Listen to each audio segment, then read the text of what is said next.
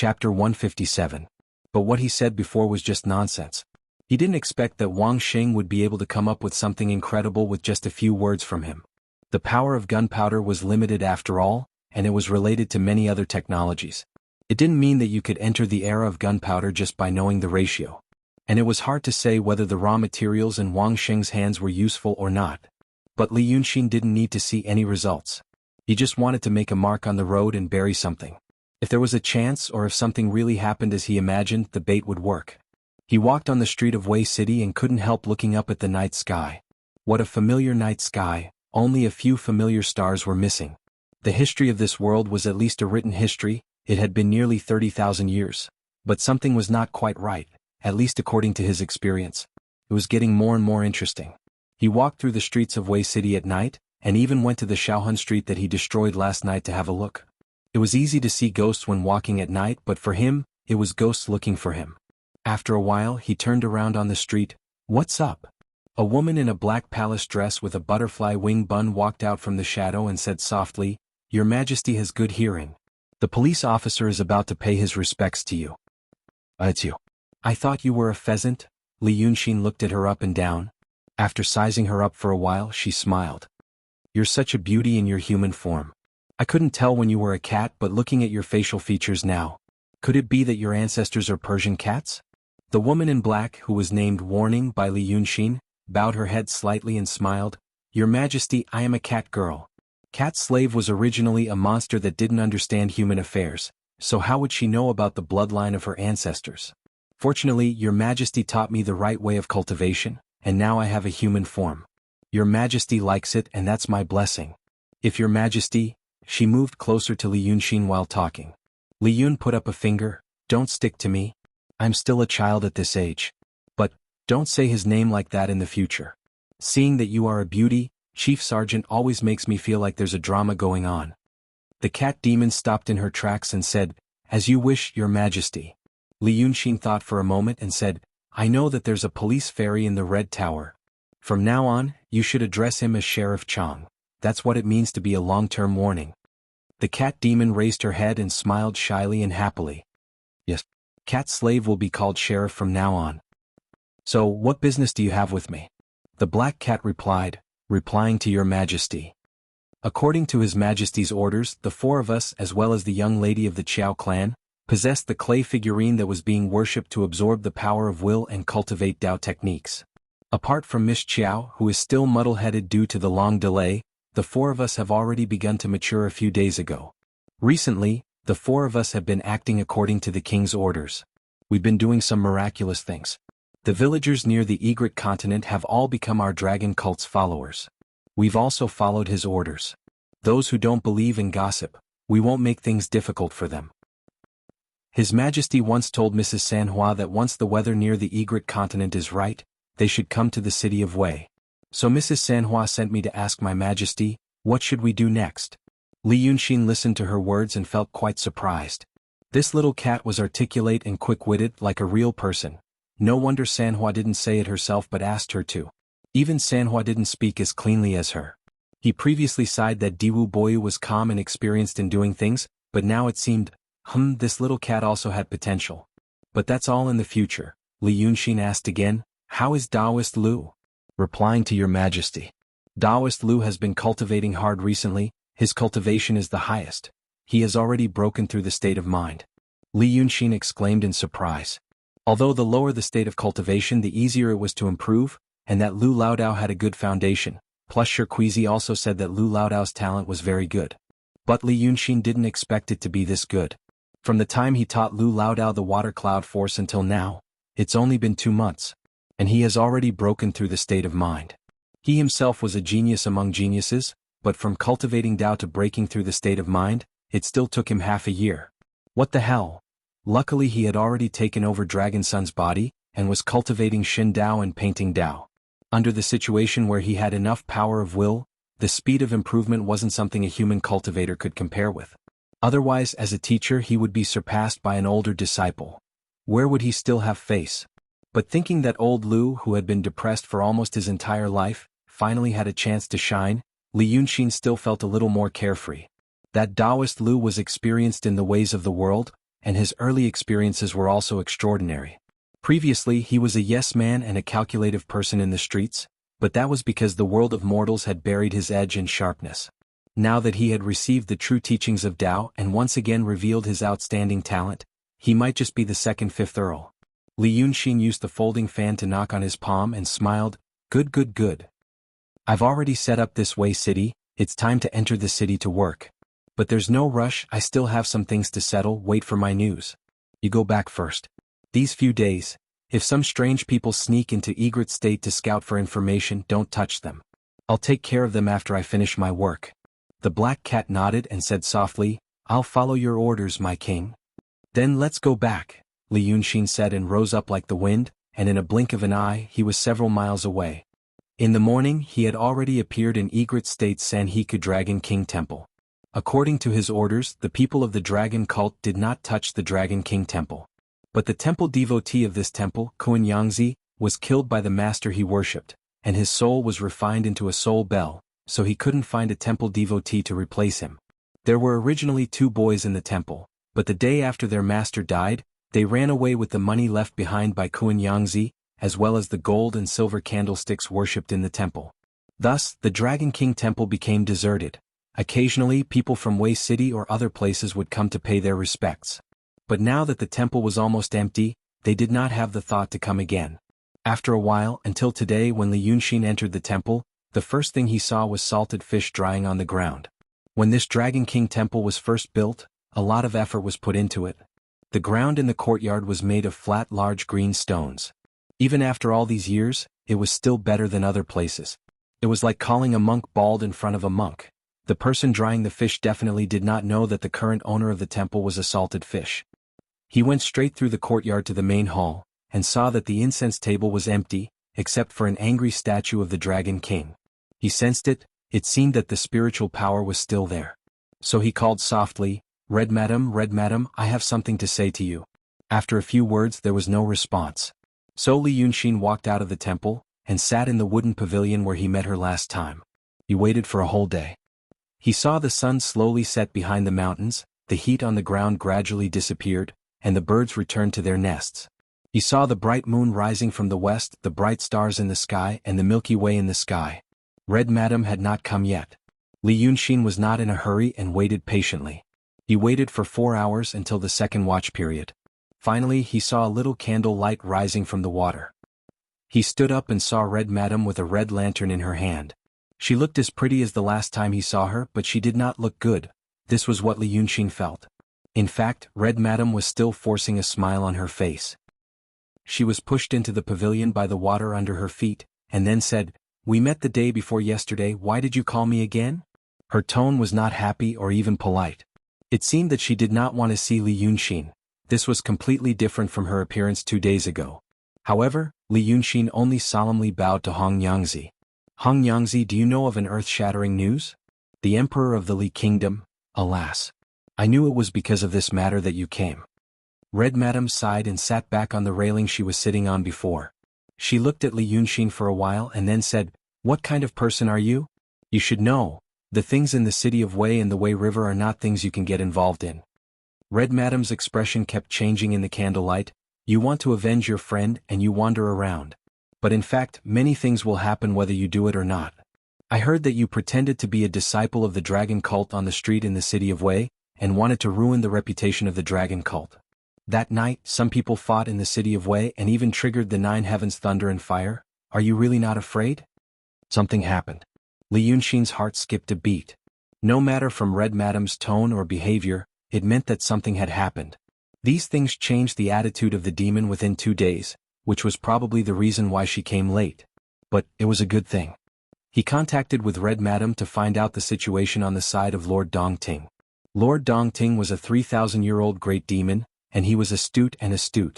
He looked like an ordinary human being, but that was because he didn't care. The great demon was powerful and many things could be solved with the word kill, so he didn't care about other details. For example, that night in Mount June.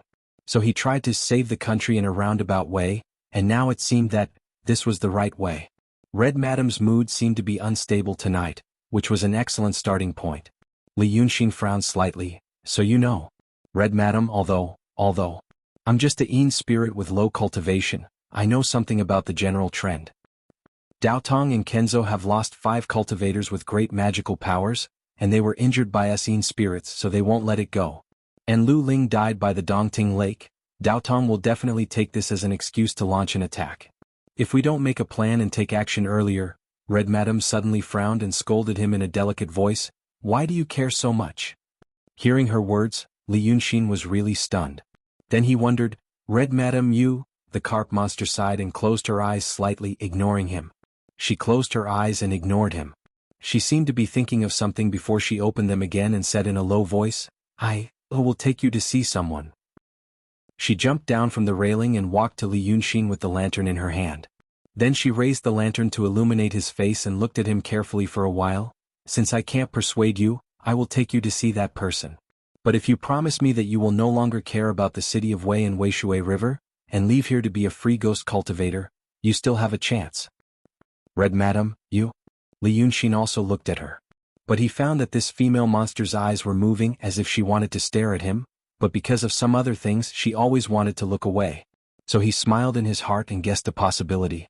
He said, I will go with you.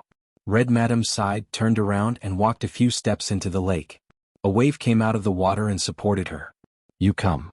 Red Madam said. But Li Yunxin stared at the wave for a long time, but he didn't move his feet. He frowned. Is there no other way? Are you going to the water? Red Madam turned around and smiled as if she was trying to find joy in the midst of bitterness. Are you actually afraid of water? Li Yunxin spread out his hands awkwardly. Well, I'm a little afraid. So is there. But before he finished his words, Red Madam had turned around and rushed to him, holding his arm with both hands. For a moment, the spiritual power in Li Yunxin's body surged and his muscles tightened. He almost flew back and killed her. But Red Madam just hugged his arm. Her full breasts pressed against his side, and her cherry lips whispered in his ear, Then I will take you away. She was a ghost cultivator, so she didn't need to breathe. If she didn't deliberately use magic, her body would be cold. But at this moment, Li Yunxin was caught off guard by her, and his heart was still shaken. He pretended to pull his arm out and said, Red Madam, you have? But Red Madam ignored him. Pulling him along, she leapt up onto the wave platform. Then the sound of the waves and the wind rose in their ears. They were carried by the waves and went straight to the center of the lake. At this time, Li Yunxin really didn't struggle anymore. He just tightly pursed his lips and stared at the jade-like waves under his feet without saying a word. The Dongting was 1,000 miles away. After a quarter of an hour they got out of the Sanhiku, and the mountains on both sides were gone. At this moment, the Dongting was like a boundless sea with no end in sight. Only the brilliant Milky Way above their heads cast a cold light, reflecting on the lake. Red Madam didn't speak, just staring at Li Yunxin's side face. Her eyes were sometimes filled with tenderness, sometimes filled with sorrow and guilt, and sometimes filled with apprehension. She just hugged Li Yunxin's arm and clung to it. But she didn't seem to be seducing him, but just satisfying him. What was in her mind? After another quarter of an hour, Red Madam sighed in a low voice, Li, since you are afraid of water, I won't scare you anymore. After saying that, she waved her hand, and the jade-like waves under her feet turned into a white jade-like boat, carrying them to the lake. Red Madam let go of Li Yunxin's arm, walked to the end of the boat and sat down. She hugged her knees as if she was afraid of the cold and put her chin on them. Then she smiled slightly and silently watched Li Yunxin take a deep breath and sit down on the other end of the boat. Then she asked softly, Li, you just said that I have. You mean that I have been a wife? Do you care about this very much? Chapter 158. Then she sees the man on the other side of the boat is slightly stunned. He stares straight at her as if he is guessing what she is thinking. Red Lady doesn't say anything. She just slightly tightens her arms. It seems that she can protect herself better in this way so that people can't see through her. But she still stares at Li Yunxin. After half a day, she heard her husband say in a low voice, You have refused me. I only think about my brother's revenge now. He glanced at Red Lady but very quickly avoided her line of sight. Love affair. Who doesn't have love affair? It's not right to think about it now. You still care about it? Red Lady sighs slightly, but her voice soon goes away with the wind. How can anyone know what I want? In fact, what I want is so simple. She turns her eyes away and pats on the side of the boat with one hand. Then the boat stops. At this moment, the two have been rushing into Dongting Lake for 3/4 of an hour. Looking up, there is only the night sky around them. The boat and Dongting seem to be packed in a bucket with the sky as the wall. The sky is engraved with clouds that are silvered by the moonlight. The brilliant sea of stars is inverted over their heads and reflected on Dongting.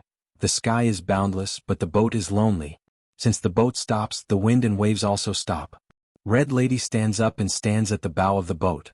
She glances at the vast Dongting Lake and says faintly, "Look at this Dongting that is thousands of miles long. For mortals, it is boundless and magnificent.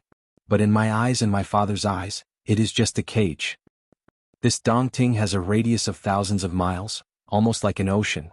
But my father's real body is thousands of feet long. He shows his real body, but he can't even swim in this Dongting. My father was born in this Dongting. He attained the Tao 3,000 years ago and was trapped in this lake 2,000 years ago. Although I haven't lived long, I can understand my father's pain. He felt sorry for the marine animals in this lake. He hasn't shown his real body for thousands of years. The sentence you used to say to me the most was, 'If I can swim in the vast ocean, I will have no regrets in this life.'" Li Yunxin remained silent. With both hands supporting himself on the ship's railing, he looked at Red Madam with her back facing him. In the dim light of the night she looked like a fairy on the lake. He knew one thing in his heart. When humans and demons died, their souls would remain. His soul was incomplete and he had lost his mind. Even if he were to become a ghostly cultivator in the future, he would still have an obsession. According to his own words, the great general of the Golden Guards of the previous dynasty, the 5th Boyu, when he died, he did not have any attachments in his heart, so he did not have any obsessions. It was just his own wishful thinking. His obsession was definitely there, but neither he nor Li Yunxin had noticed it yet. Red Madam was no exception. She must also have an obsession. Obsession was the greatest weakness of ghostly cultivators. Obsession would cause them to lose their basic judgment when facing many things. Once something related to that obsession appeared, their attention would immediately be drawn to it and they would become muddle-headed. If it was really possible to die without any worries and obsessions, then why the hell would a human cultivator cultivate longevity? It was better for them to all die and cultivate the divine Tao. Before, Li Yunxin couldn't see Red Madam's obsession. She was too much like an ordinary woman. Except for the cruelty shared by some demons. But in Li Yunxin's eyes, this kind of cruelty, a woman lovingly looked at her children playing in the yard and whispered something to her mother-in-law while cutting off the head of a rooster. Wasn't this as cruel as a demon? Therefore, Red Madam was still very normal. However, now Li Yunxin thinks that he gradually knows where her obsession is. Therefore, he just listens to the woman in red quietly in the sound of water and above the Dongting in the night. "Do you know how I offended your friend?" Red Madam turns around and smiles slightly. "Before that, I was just a red carp who achieved the Tao. My mother was a human, but I was born with the inheritance of my father. I was born with a monster body of the emptiness realm. In this Dongting, no one dares to disobey me. Although I am useless, I also know how powerful Dragon Sun is. He is a big demon who is close to the true realm and he has a dragon body. How could I go to Wuxia River to provoke him? And even if I want to go to Wuxia River, I can't get out. My father was imprisoned in Dongting. I have his bloodline, so I was also imprisoned. So I said that this big Dongting is just a cage." Li Yunxin thinks for a while and asks softly, "Who has such a great ability?" "I can't tell you now." Red Madam smiles slightly. She looks at Li Yunxin more and more softly. She is completely different from the woman 2 days ago. "Therefore, in fact, it was my father who asked me to provoke Dragon Sun deliberately. On the other hand, I've stayed in Dongting for 200 years, and I can't even leave the lakeside. I really want to take a look at Egret Town and see if those fellows called humans are really alive like in the stories my father told me. So my personal ability was abolished by Dragon Sun and I became a red carp. I suffered a little, but I finally became a ghost cultivator. I didn't know if I could really bypass the inhibition by doing this, but now it seems that I have succeeded. When I become a ghost cultivator, I can leave Dongting, go to the Egret Town, and do something for my father." Red Madam smiles and looks at Li Yunxin, "But you should know that we ghost cultivators all have obsessions. My obsessions are the revenge of your brother. Or in other words, the obsessions are love. And my obsessions." Speaking of this, Red Madam slowly sits down. She kicks a pair of embroidered shoes into the water with just a kick. A pair of snow-white and smooth feet dip into the lake and stir gently. The water rippled outwards. Red Madam stares at the water for a while. She puts her hands on the side of the boat, leans back slightly and turns to look at Li Yunxin. When I was a demon, I often listened to a person reading by the lake. I listened to the sound of his reading. The sound of reading is very pleasant to hear. Li Yunxin, did you study before you died? Li Yunxin's eyes and voice are gentle. He smiles lightly. My parents died and my family was poor. I only studied elementary school and the meaning of words before I died. I never read classics and history. I can't understand what you said. But it's very pleasant to hear. Red Madam smiles slightly. In the past, Dusheng also said some pleasant words that I didn't understand, but now he doesn't remember. He is immortal after all. After becoming a ghost, he is more confused. Then, Li Yunxin, can you write poems? Li Yunxin shakes his head and smiles. I can copy poems. Red Madam blinks happily. At least at this time, she looks like a real beautiful girl. Li Yunxin, copy one for me. Okay. Li Yunxin closes his eyes and takes a deep breath of the dense water vapor above Dongting. Then he murmurs, the west wind blows the old Dongting waves. One night Xiangjuan has many white hairs. After getting drunk, I don't know, the sky is still water. A boat full of clear dreams covers the Milky Way. He reads this poem in ancient rhyme, long and sad. After reading this poem, Red Madam doesn't speak. She stares at the water and then closes her eyes again. After a long silence, she turns her head and smiles at Li Yunxin. It's really nice. Li Yunxin, who is Xiangjuan? Li Yunxin smiles gently and knocks his palm with the folding fan in his hand. Look at my fan. I bought it from a street shop in the city of Wei. Are there spots on the bone like tears? Red Madam stares at it carefully with her beautiful eyes and says yes. So the bone of the fan is made of tear bamboo. It is said that a long time ago there was a human emperor called Emperor Shun. There was also a river called Xiangjiang River. There was a monster in Xiangjiang River who often harmed people. So Emperor Shun went to Xiangjiang River to kill the monster. His two wives waited for him for a long time, but he didn't come back, so they went to Xiangjiang River to find him. But they found out that after Emperor Shun killed the monster, he also died. Emperor Shun's two wives cried bitterly and their tears splashed on the bamboo, forming this tear bamboo. And Heaven Emperor remembered Emperor Shun's merits and conferred him the title of Xiangjiang River God, Xiangjuan. Ah, my father is Lord Dongting. Red Madam sighs. Then Li Yunxin, do you want to be the Wei River God? Li Yunxin's eyelashes tremble slightly. The moment he heard the last sentence, dozens of thoughts flashed through his mind. He quickly grabbed a few but let go of all of them. Finally, he exhales lightly and smiles calmly. I have never thought that far. Red Madam is silent for a while and also smiles. So I like to listen to people reading poems. After listening to it for a long time, I can understand some things.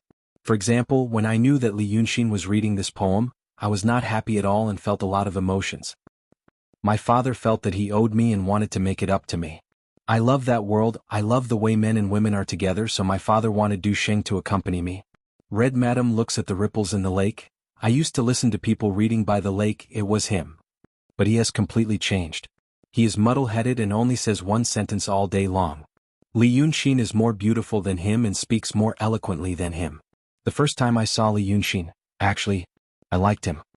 Red Madam looks at Li Yunxin again, her eyes calm and clear. And Li Yunxin also looks at her. But, Red Madam, a few days ago, because at that time, although I loved you, I could not bear to see you suffer, and I was afraid that my father would not allow me. Red Madam looks at him, but now my father told me that since I like him, there is no harm in accepting him. Oh, my obsession. But, Li Yunxin sighs in his heart. He knows this Red Madam's obsession. I want someone to love me well. Red Madam's long eyelashes are slightly lowered and she says softly, I told you before that it is not too late to be a free ghost cultivator. Now, I tell you again, my father is imprisoned in Dongting Lake and he can't get out. You want my father to go to the city of Wei to avenge your friend, but it is impossible. You can only wait for a long time, maybe there will be a chance. Now that you know this, I ask you again, are you still not leaving? Li Yunxin is silent for a while. No. He doesn't leave because he wants to confirm something or someone. He also thinks this is a good opportunity to understand Lord Dongting. If Red Madam really takes him to Lord Dongting's lair, he would then be able to know more and lay out his plans even more meticulously. Lord Dongting may be a great demon, but he is not a ghost cultivator. Li Yunxin with a low realm. These days the dragon cult has been quite powerful. Plus, he caused the ninth heaven thunder and fire in the battle in the city of Wei the night before. People in the city of Wei remember the storm caused by the 9th young master in the city of Wei, and they all say, Wei River Dragon King showed his divinity again. Therefore he has broken through the emptiness realm and returned to the transcendent realm. As long as Lord Dongting can't see through him for a while, even if he is on guard against him and doesn't use his full strength, he can protect himself and escape at any time. So, don't leave. Red Madam seems to know that he will answer like this. She stares at him for a while, and suddenly her eyes are covered with a layer of mist. You are so determined. A smile bloomed on her lips. You love me too. You're so different. Li Yunxin sighs slightly. He knew that Hong Yangzi's obsession had taken over her mind. But before he could think about the deeper meaning behind the sentence, you guys are so different, he saw Red Lady suddenly raise her hand under the moonlight, revealing her snow-white and smooth forearm. Then her slender fingers dance gently like water waves. Her voice is clear and graceful, and she murmurs a strange song. A gentleman does not know the time when he will serve. The sun is setting. Muyun roars. She sings these 4 lines 3 times. Then she turns her head and whispers to Li Yunxin with a smile, Li, she is here. So the Dongting Lake, it is boiling. Clouds. Big groups of clouds. Big groups of snow-white, thick clouds rise from the water not far from them. They are like thick fog and also like clouds of smoke.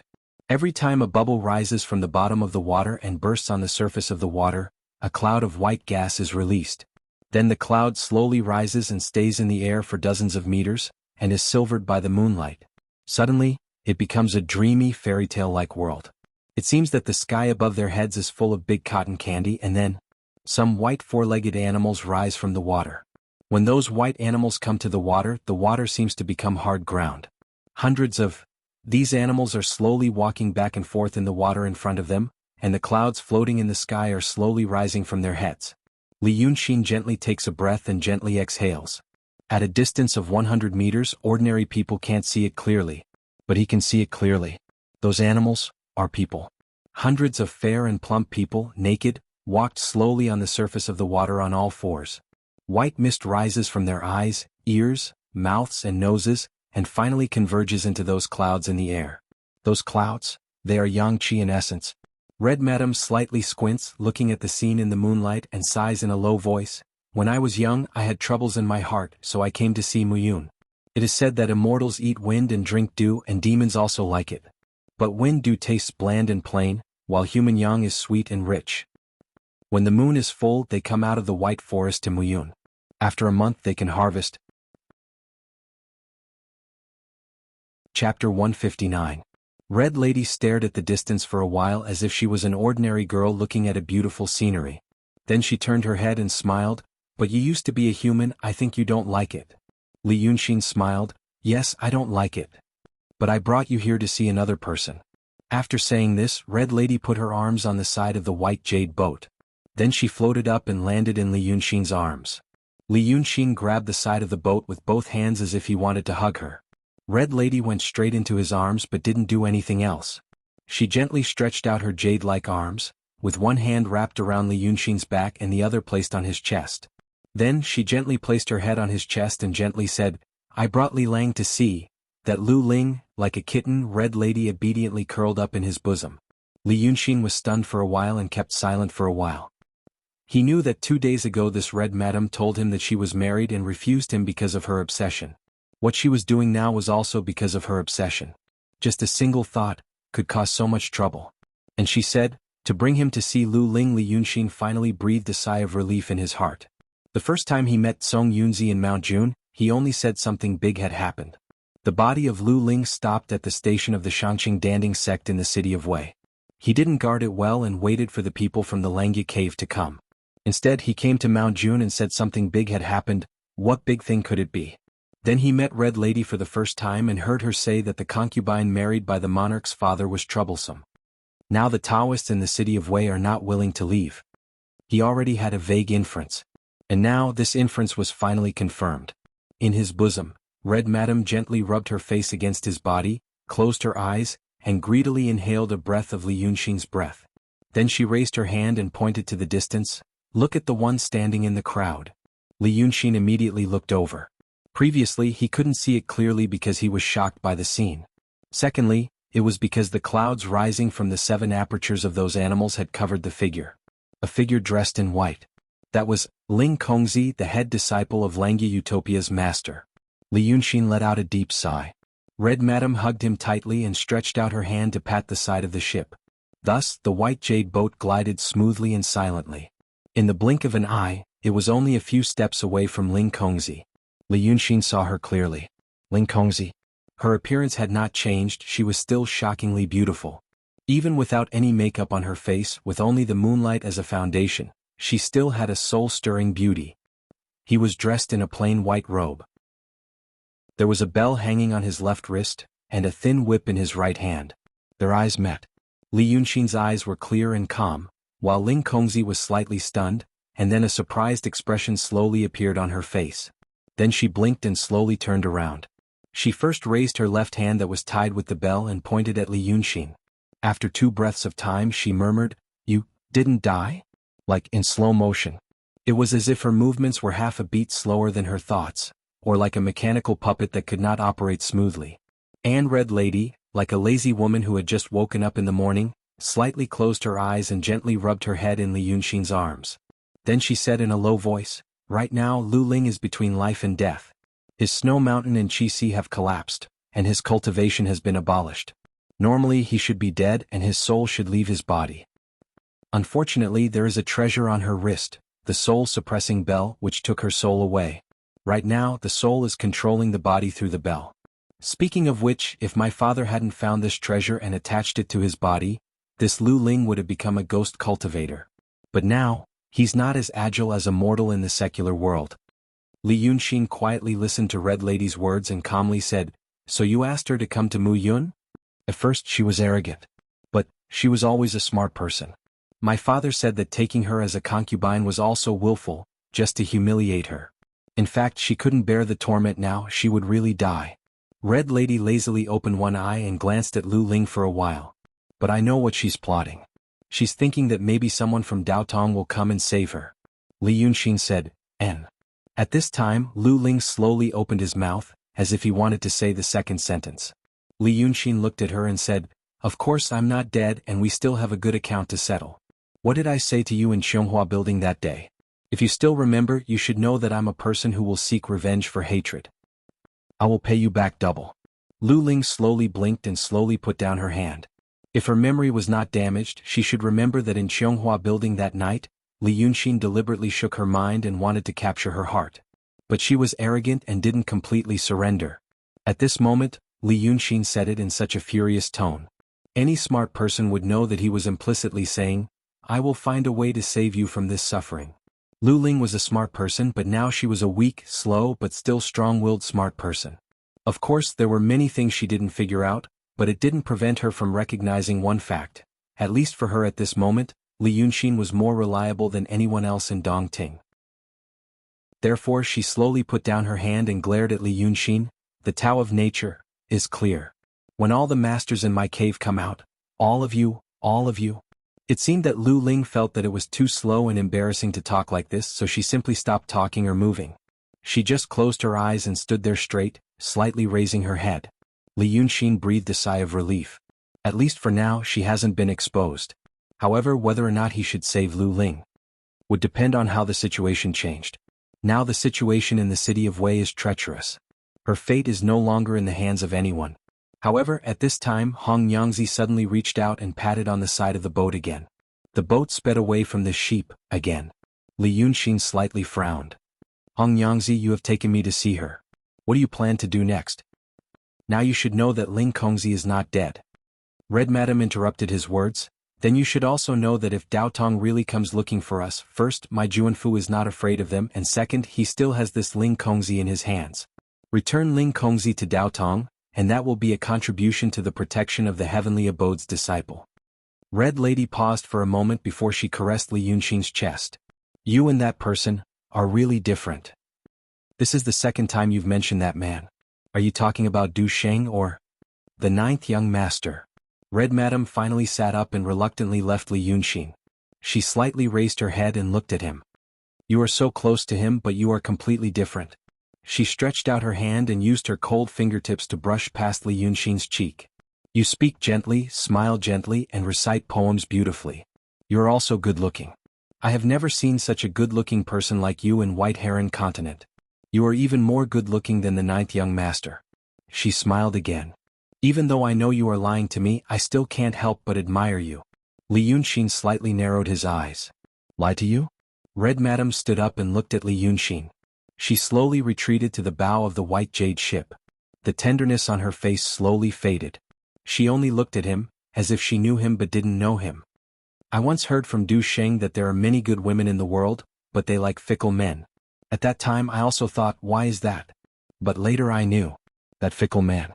Although his heart is fickle and he makes promises lightly, he is gentle, considerate, and attentive to every woman. He is so good. Even if I know it is just a momentary happiness, I can't help but cherish it. What do the women in this world love? They love only this tenderness and sweetness. With this tenderness and sweetness, what's the use of being a moth darting into the fire? Red Madam sighed again in a low voice. My father has to avenge the 9th young master. But he has been imprisoned for 2,000 years. He is not in a hurry. In his opinion, Daotong is a big mountain that can't be moved easily. So what if he killed Ling Kongzi and that Taoist in the city? Daotong will kill all the Yin gods in the world sooner or later. Sooner or later he will have the chance to avenge. If he wants to kill, he will kill by Yunxing first.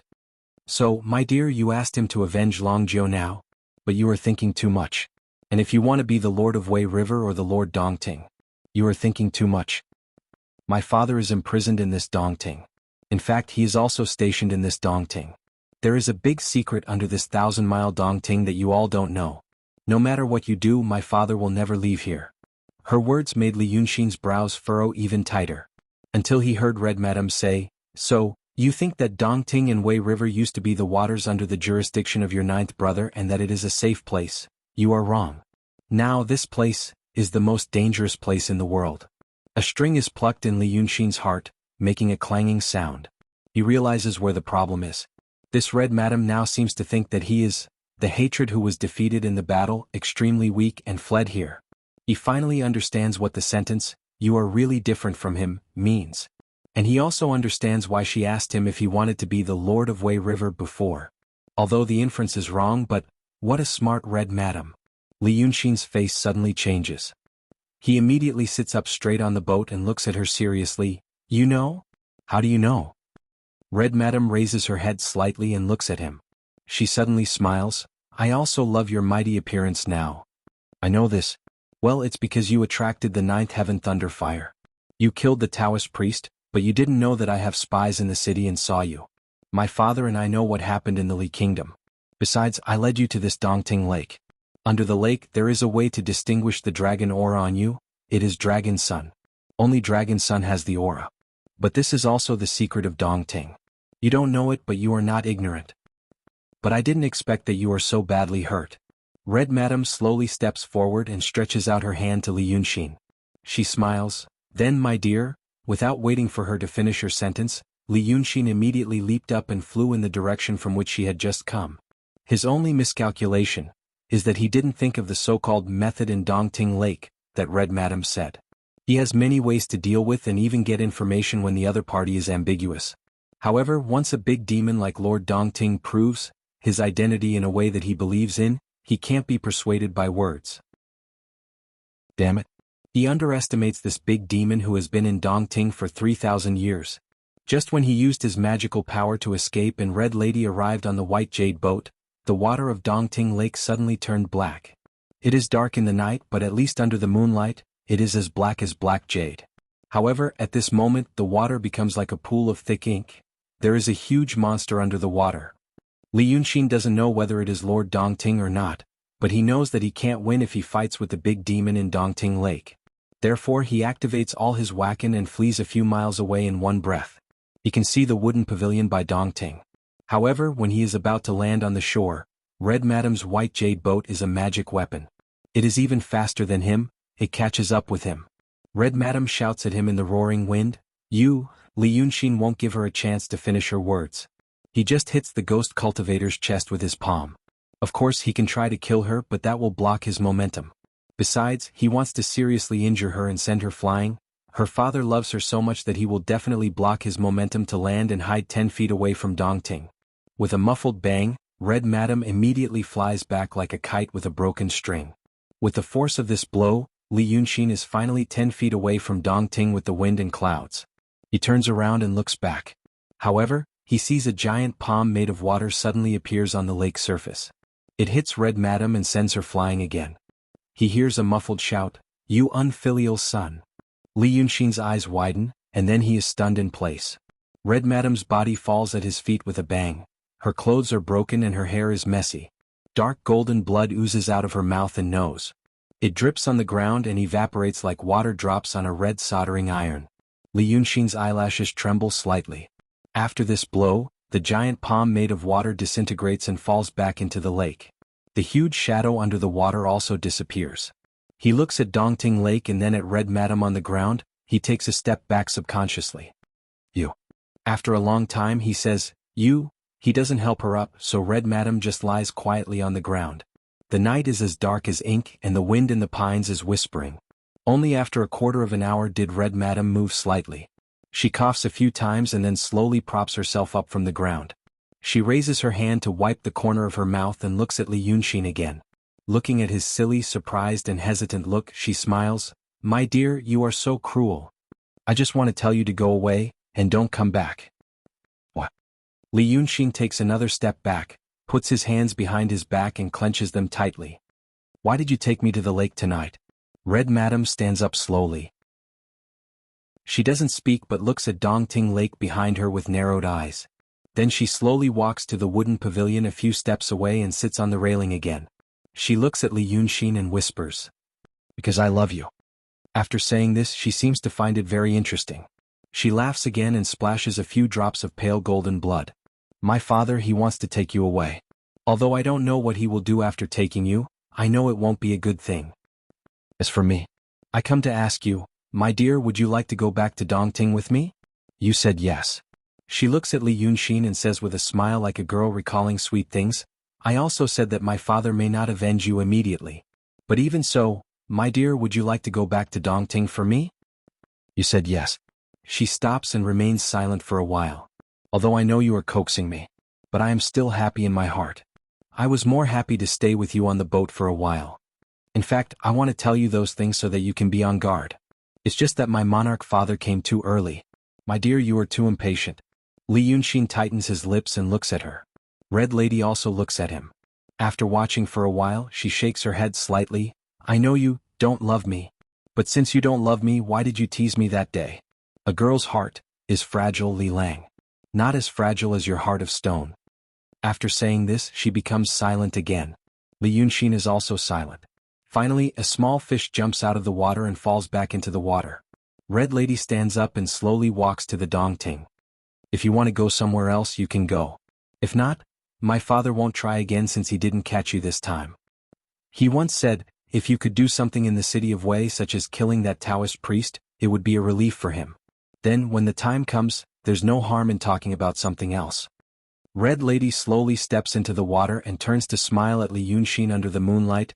"I really hope I can see that day." Li Yunxin suddenly raises his head and steps forward, asking, "What does really hope mean? But why do you want to help me?" Red Madam smiled sadly. "Li Lang, there are some things. There are not so many schemes and schemes. In this world, there is really pure love, even if it is just a temporary temper." "You heartless lover," the west wind blows the old Dongting waves. "One night my hair turns white. After getting drunk, I don't know, the sky is in the water, the boat is full of clear dreams. The Milky Way. You must write this poem for me. Remember me." After saying this, she leans up and falls straight into the water. The turbid waves of the Dongting Lake suddenly surges and swallows her in a moment. Li Yunxin frowns and looks at all this, then he waits. But this time, nothing happens. He waits until the dawn and the morning light first appears. He waits until it gets dark and the moon rises in the west. Then he looks around blankly and murmurs to himself, "This is... what trick?" Chapter 160. When the bright moon hung high above the yellow pine tree by the cliff, the last believer who came to the mountain to pay his respects finally left. Lu Laodao carefully inspected the main hall of the mountain god temple. then locked the door. There were no valuable things in the hall, only some clay statues. These statues could be made by the clay craftsmen of Egret Island, and it would only cost a dime of silver to make one. But he knew that these clay statues were not just clay statues, they had spirits. He knew about these spirits and he had dealt with them before. However, humans and demons were different, and he felt that he should not get too involved. In fact, it was not that he had any special opinion of demons, there were not many good ones among them. What special opinion could he have? It was just that he had been a temple attendant for so many years and he knew a lot of things. He knew that some demons could use their supernatural powers and do good deeds. However, it was hard to get rid of one's nature. You could not tell when they would suddenly do strange things that made people's hearts jump.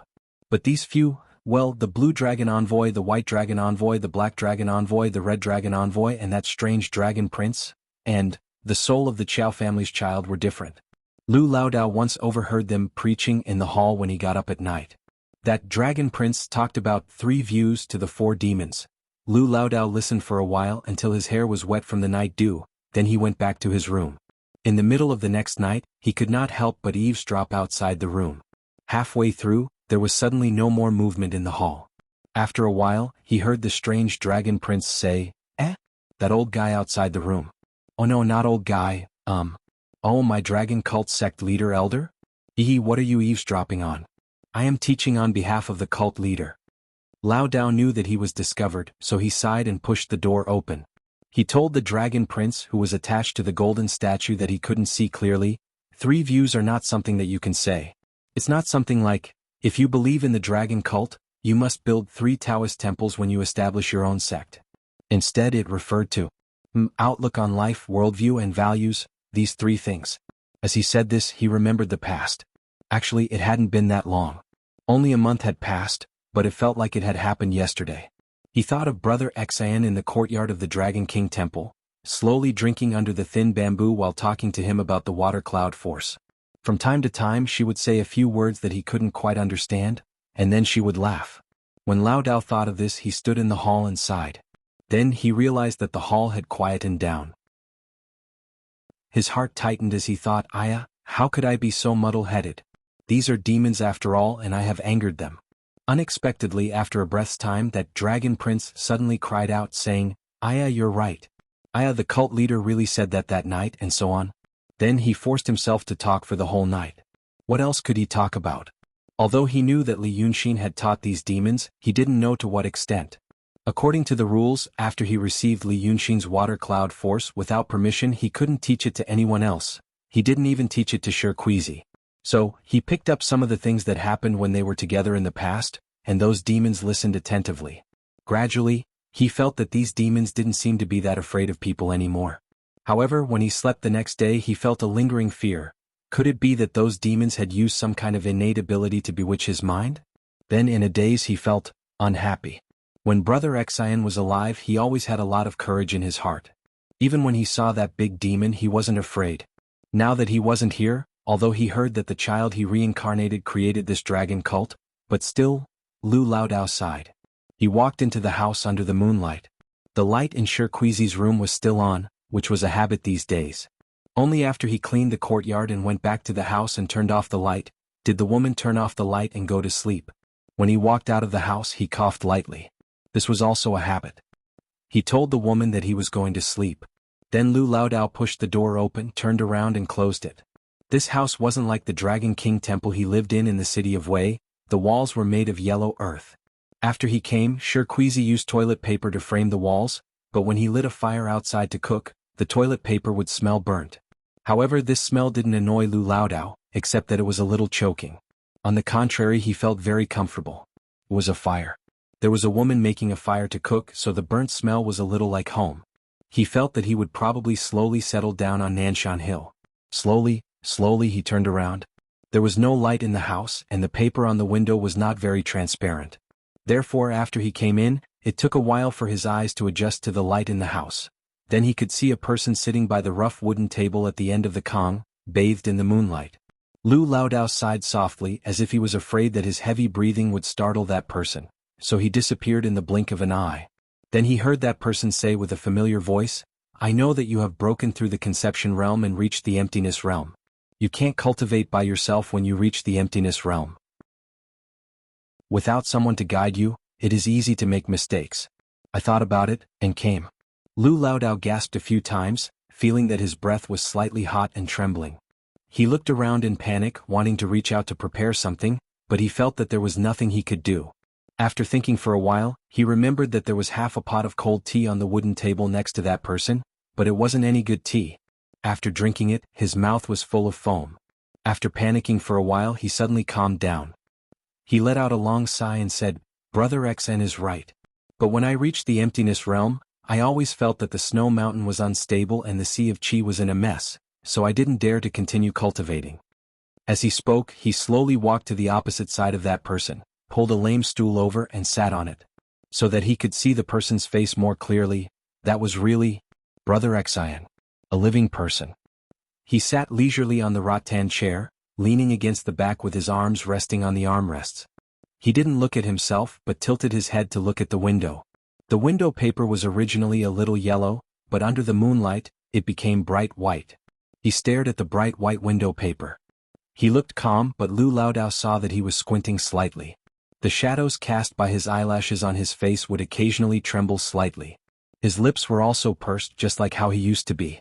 It seemed that in the next moment, some faint, playful and surprising words would come out. This was Brother Xian. Lu Laodao let out a sigh of relief and said, "A few days ago when I circulated the qi to the third level of the water cloud force and reached the Han Xiaoyang, I felt uncomfortable in my chest. I didn't care and continued to circulate the qi. Unexpectedly, after another 15 minutes, Qing Ling Yuan, Jiaosuan, Er Men, and Si Zhu Kong all felt that something was wrong. I almost lost my breath." "What time was it?" Li Yunxin didn't move and only asked indifferently. "Just past the hour of the night. I thought the next hour would be the meeting of dragons and tigers. The time is wrong." Li Yunxin sighed slightly, still staring at the window paper. "Usually the hour of the night is correct. But the position of the South Mountain, the solar terms, the hour of the night a few days ago belonged to the Western Earth, so of course you would make a mistake. But you haven't touched that Shirkuizi these days? Otherwise you wouldn't have gone astray with the balance of yin and yang." Lu Laodao blushed and said embarrassedly, "Well, how can that be?" At this time Li Yunxin turned around and looked at Lu Laodao, finally smiling. "You thought I was dead. Now that you see me again, why aren't you excited at all? It's so sad." Lu Laodao didn't say anything. After a moment of silence he also smiled. "I know Brother Xian doesn't like that kind of tone. If I were to cry and say, 'You're not dead and what happened these days?' Brother Xian would feel annoyed and embarrassed. Maybe he would immediately run away and only return after 2 or 3 days. Li Yunxin smiled and sighed. "It's still more comfortable talking to you. Old Lu, I've missed you these days." The two of them sat facing each other for a while. Li Yunxin sat up straight on the rattan chair and was lost in thought again. Lu Laodao didn't know what he was thinking about. He sat with him for a while and saw that Lu Laodao didn't want to say anything. He quietly got up, took the teapot from the table, pushed the door open and went out. After a while, there were faint sounds of people talking, cups clinking, and firewood being carried from outside the room. Then, slowly, the smell of burning toilet paper wafted into the room. After a quarter of an hour, Lu Laodao pushed the door open again and came in. There was a wooden tray in his hand, a pot of tea and a pile of dried sweet potatoes on the tray. He gently placed the wooden tray on the table next to Li Yunxin and sat opposite him. He said, "There's nothing good. Brother Xian, fill your stomach first." Li Yunxin softly responded. Then he let out a long sigh. "Let's get down to business, old Lu. Let me ask you first. Since you know that I'm not dead and you've reached the emptiness realm, do you want to do great things with me?" Li Yunxin's sudden excitement surprised Lu Laodao slightly. But he also noticed that when Ting Qingshan said this, his eyes drifted outside the door and stopped on the dried sweet potatoes for a while. However, he didn't think too much about it, because what Ting Qingshan said required him to think carefully. But he only thought carefully for a moment. Then he said, "Yes." Li Yunxin looked at him seriously and said, "I'm not a human anymore. I'm now the body of Dragon Sun Chiwen. In other words, I'm a demon." Lu Laodao let out a sigh of relief. "Isn't it better? What's the fun of being a human? And you have to know that there's a 3,000-year big demon in the Dongting Lake. There's a Taoist priest in the city of Wei. That big demon is not a friend, and that Taoist priest is an enemy. Moreover, it was I who schemed to kill that 9th young master in Lingkongzi. When I raised my eyes and looked around, there were strong enemies everywhere. Lu Laodao smiled, Brother Xen, I'm not the Hunyuanzi anymore. Now my real name is Lu Gongzan. Li Yunxin was silent for a while and said, so before, I even treated you as a chess piece. Now I ask you if you want to do great things with me. I want to turn you from a hidden chess piece to an open chess piece. You'll return to the city of Wei and face many people and things. The Taoist priest in the realm of Wei will take action. Maybe soon there will be helpers. You'll become my signboard. You'll attract many people's attention and bear great risks. You know, I like to scheme. But schemes may not succeed every time. Once I'm wrong, you may die. You'll die for real. You can't become a ghost cultivator. Lu Laodao smiled. Will it be glorious and imposing when you return to the city of Wei? Li Yunxin was silent for a while and laughed. You'll return to the city of Wei as the hierarch of the dragon cult. And I've made a lot of arrangements in the city of Wei. When you return, there will be gongs and drums, children clearing the way, and believers kneeling to worship you. It'll be glorious and imposing.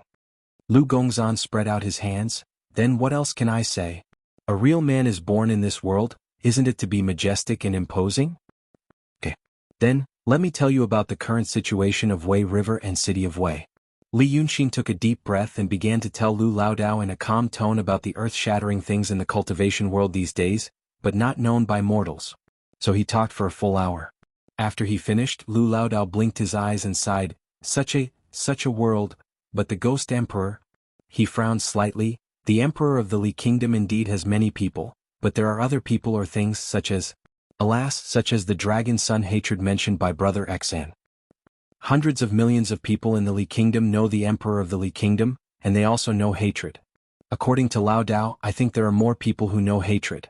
After all, although the world is big, Brother Xan, you said that the Tulahan kingdom in the far west and the Quan kingdom in the far south would take more than 10 years to reach the capital of the Li kingdom on horseback. Such a long distance, maybe the people there don't know when the dead Emperor Li came to the throne, and they think that it is the previous Emperor Li who is managing the Li kingdom. But whether it is the Tulahan kingdom or the Quan kingdom, the people there all know the divine dragon, dragon sun, and hatred, right? So, hatred obviously has more followers than the Emperor Li, but why is he not as strong as the Emperor Li? Or, in this Jianghu there are some famous people. The people who know them are no less than the people who know the Emperor. But why are those people not as strong as the Emperor? This is a good question, old Lu. Li Yunxin breathed a sigh of relief. No one told me about these things. But now that I have the body of Yin spirit, I am Qi Wen, and there are many people who know about this. I am afraid that the people who know about Qi Wen are more than the people who know about the Emperor Li. Why am I not as strong as him? I have experienced and thought about it for a long time, and I vaguely understand some of the rules. For example, old Lu, you do not have to worry about food and clothing, and you worship a god at home. When you have nothing to do, you go to him and pray for peace in your home. You believe in him and respect him, and you give him the power of faith every day. But he has never shown his divinity in front of you. Although you believe in his existence just like the common people in this world, how can there be anyone who truly believes in him? What they saw was something that could be seen, something that could be touched. They know that the officials in the city are people, and they know the emperor. Although the emperor is unreachable, they also know that he is a person. He is a real person like himself. Every day he lives in the emperor's territory, obeys the emperor's laws, is controlled by the officials sent by the emperor, and has to pay taxes for the emperor. These are all real, inextricably linked things. People know that it is true, and they know that the emperor is there. They believe that the emperor is there. If someone jumps out and says, well, maybe the emperor doesn't exist. Then what if the emperor's laws don't work? People will laugh at him for being crazy. But those gods, the gods that you worship in your home. If someone says, well, maybe the god you worship is not there at all, maybe he doesn't hear you and he won't show his divinity. What are the reactions of ordinary people? I also know that he may not really show his divinity, I just want to be at ease, right? You have been a temple attendant for so many years, you must have heard this kind of thing a lot. So for me there are also two kinds of faith, strong faith and weak faith. You worship the God in your home, this is weak faith. You feel that he should be there but you are not very sure, and you are not sure that he will show his divinity in your home. The people in the world know that hatred is there, they scare the child when he cries. If you cry again, hatred will come and take you away. Even if you say that, who would really believe that hatred will come from the world and take the child away? This is still weak faith. Those who know me, Chiwen, those who know Wei River Dragon King, well, they know that there is a temple here. But, do they talk about it normally? Only when the weather is dry or hot will they sigh and say, "Oh my, why doesn't it rain, Lord Dragon King?" Forget it, continue watering the vegetable garden. This is still weak faith. As for the Emperor, you have committed a crime today and you have been caught and beaten, you have violated the Emperor's laws. That is when you know that you have angered the Emperor, violated the rules, and are beaten. This kind of faith is many, many times stronger than the faith in your God, the faith in hatred, and the faith in me, Chiwen. I call it strong faith. Think about it later. So many people believe so strongly in the existence of the Emperor of the Li Kingdom. So many people believe that the Li Kingdom is the largest and strongest empire in the world. Since Emperor Li can rule such a huge empire, then Emperor Li is also mighty and imposing. Then, Emperor Li died. You go and tell an ordinary citizen that Emperor Li is dead. The citizen will say, "Oh my, Emperor Li is actually dead. Such a powerful emperor is actually dead." You will think about more things. If he is a citizen of the empire, then he will panic, be surprised, and worry, will the world be in chaos after the emperor is dead? If there is chaos, the most unlucky people are the citizens. How good it would be if the emperor is not dead. There will even be people who sincerely, spontaneously, mourn and cry for Emperor Li from the bottom of their hearts. This kind of faith is already far more than strong faith. This is a kind of explosive super strong faith. Hundreds of millions of people, this kind of super strong faith, almost in a few days, added to the ghost of Emperor Li. The ghost emperor created in this way, of course, is strong. Chapter 161. After Li Yunxin said this, he narrowed his eyes slightly. As for why that black Bai Yanjun didn't take Emperor Li's soul away in time. This is the strangest thing. What he said was something that Lu Laodao had never thought of. But Lu Laodao was not a stupid person after all. After listening to him and thinking about it carefully, he understood. After thinking about it, he asked again, "But if that's the case, why don't you show your divinity?" Li Yunxin knew what he meant. He raised his eyebrows, poured a cup of lukewarm tea and took a sip, then looked at Lu Laodao. Because there are those stinky Taoist priests and stinky swordsmen. The people of Daotong and Kenzo, those low-level disciples, walk around the world. What do you think they do? When they see demons that often show their divinity, they say that demons have repeatedly appeared and caused trouble in the world, so they killed them. And demons themselves are not good things, and they also like to do bad things. So, when you see a demon in the wild, of course, you quickly cover the eyes and mouth of the child and run away in a hurry. When you get home, you don't dare to say it everywhere. First of all, I don't have a good impression of demons and I think it's bad luck. Second of all, I'm afraid that if I keep saying it, I'll really provoke demons. Look at those children shouting about ghosts in the middle of the night, and when the ghosts come, they'll be scolded by the adults. That's it. As for those big demons that low-level disciples can't afford to provoke, there's still the Daotong. There are only 100 known big demons above the true state, and they are scattered all over the world. There are also many fights between them. And the Daotong and Kenzo have hundreds of cultivators above the true state, and they work together. Which big demon would dare to appear in the world again and again to recruit believers? Look at that ghost emperor, his cultivation is close to the two saints, but he was still killed by 5 cultivators at the risk of their lives. And yet, he fled to the sky-piercing lake and ran into hatred. As Li Yunxin spoke, he shook his head as though he was amused and annoyed at the same time. 2 great demons. In such a situation, instead of helping each other, they started fighting again. Both of them are crippled. What af asterisk king retard. Look at Daotong and Kenzo. Old Taoist Lu hurriedly smiled apologetically and poured more tea for Li Yunxin. But these few envoys of our Shenlong Jiao, from what I've seen over the past few days, they're all very good. They are not as savage as other fiendish demons. Li Yunxin shook his head and sighed. No one knew what he was sighing about. He looked at the tea that Lu Laodao had poured for him, then his eyes drifted to the dried sweet potatoes on the wooden plate. Laodao thought for a moment, then reached out and pinched a piece. Brother Xian, you can try this. Jinyang. That fellow Taoist made it himself. It's clean and chewy. Li Yunxin subconsciously reached out his hand. But it was just a movement and he quickly withdrew it. He looked at the dried sweet potatoes again and said in a low voice, "I'm not hungry." This was the first time Lu Laodao saw him lose his composure like this. His eyes flashed and he put down the dried sweet potato. Li Yunxin was silent for a moment, then asked him, "Are you tired?" Lu Laodao shook his head. After all, I'm an emptiness realm cultivator. I don't get tired easily. Li Yunxin responded and was silent for a moment. Then he suddenly said, AI. Actually, the path of Shindao and the path of human cultivation, do you think there are any similarities? There are. Why do you think Dao Tong and Kenzo need to go through the heavenly tribulations? They abandon their feelings one by one, and in the end they make themselves strange as if they're mentally ill. For example, they don't see humans as humans. From a certain point of view, they've cultivated into demons. But you old Lu, think again. An ordinary person without any unforgettable experiences has always been raised in a rich mansion. He can't be said to have a noble character, nor can he be said to be wicked beyond redemption. He's just an ordinary person. Then one day you give him great power, open the door and tell him to go. Then this person walks into the marketplace and after a long time, this dress looks good, I want it. That beauty looks good, I want it. This mansion looks good, I want it. This beautiful world, this beautiful land, there are too many good things. Ordinary people will also be greedy and want, but they can only work honestly, occasionally swindle, and spend some effort to obtain it.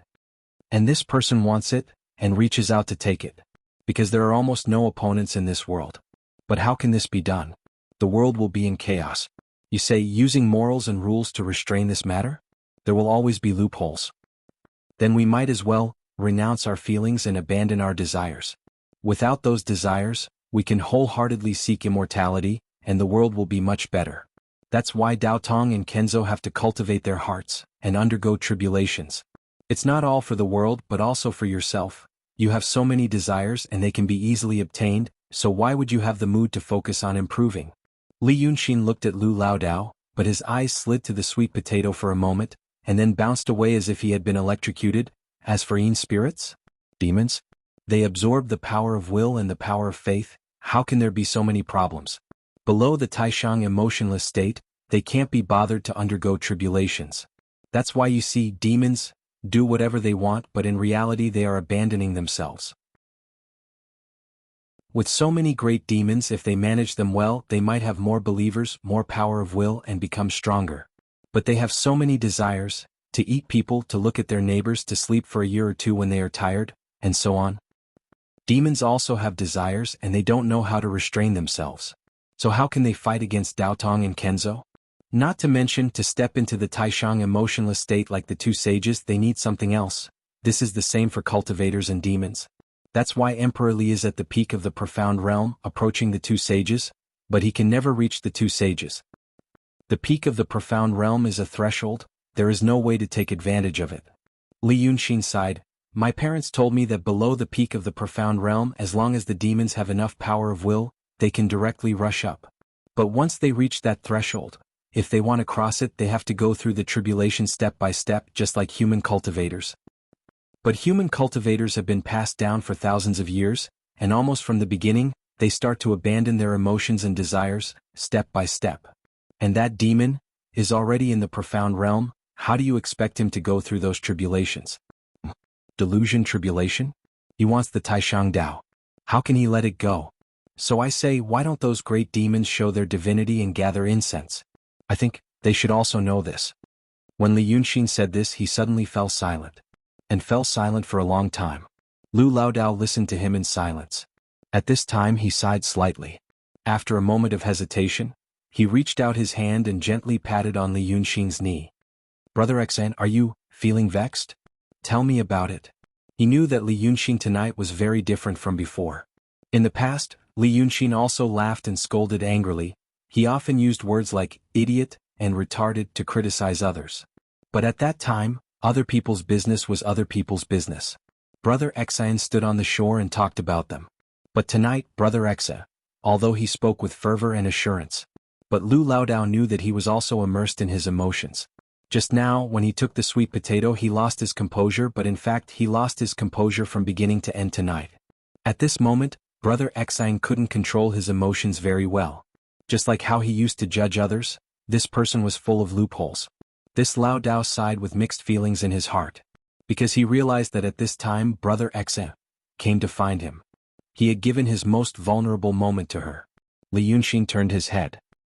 He stared at the white paper window for a while and suddenly asked gloomily, "Then, are you willing to part with your fellow Taoist?" Just now, when he talked about demons, Daotong and Kenzo, he was very impassioned. But now he seemed to have lost his spirit and even his voice was a little hoarse. Lu Laodao didn't expect him to ask this. But looking at his expression, it wasn't a joke. So he thought seriously, in this world there are always gains and losses.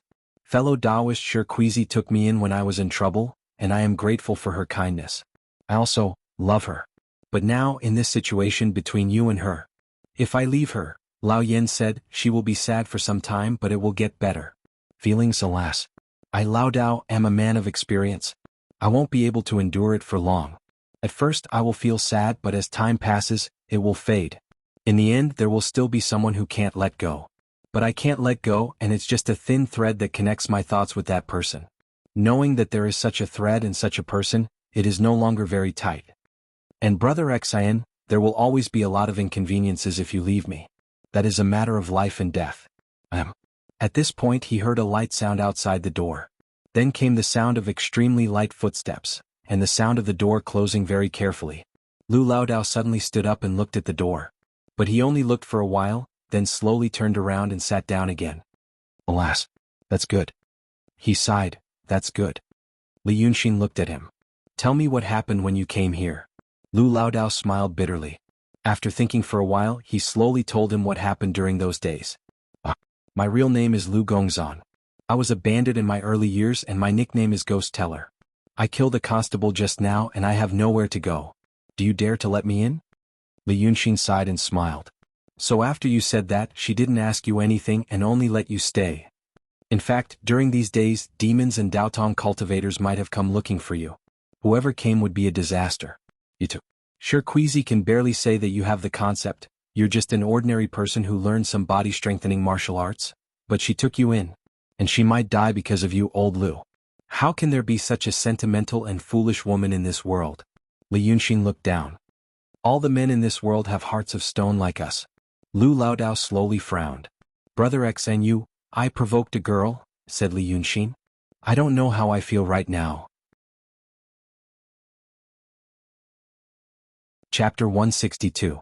You know, actually, in the past it's not like there weren't any girls who tried to kill themselves for me. I've seen it before. I've actually seen it before. He looked out the window, seemingly thinking about something that happened a long time ago. I've seen a lot of them. But this one is different. You know, I thought she was a demon. A demon is different from a human. Cruel, cunning, and heartless. But this one is very different. She subverted my perception. Li Yunxin frowned and said slowly. Actually, it's not just about feelings. Well, it's also because my perception of a certain group of people was subverted at that moment, causing a strong psychological impact. I found out that they can be like this. This is something I never thought of before. At first, he frowned as he spoke. But slowly he seemed to have found some clues as he spoke. Or perhaps the water finally found a gap and couldn't wait to pour out. His words slowly became smoother and his expression no longer looked dispirited. With every sentence he spoke, he became more spirited.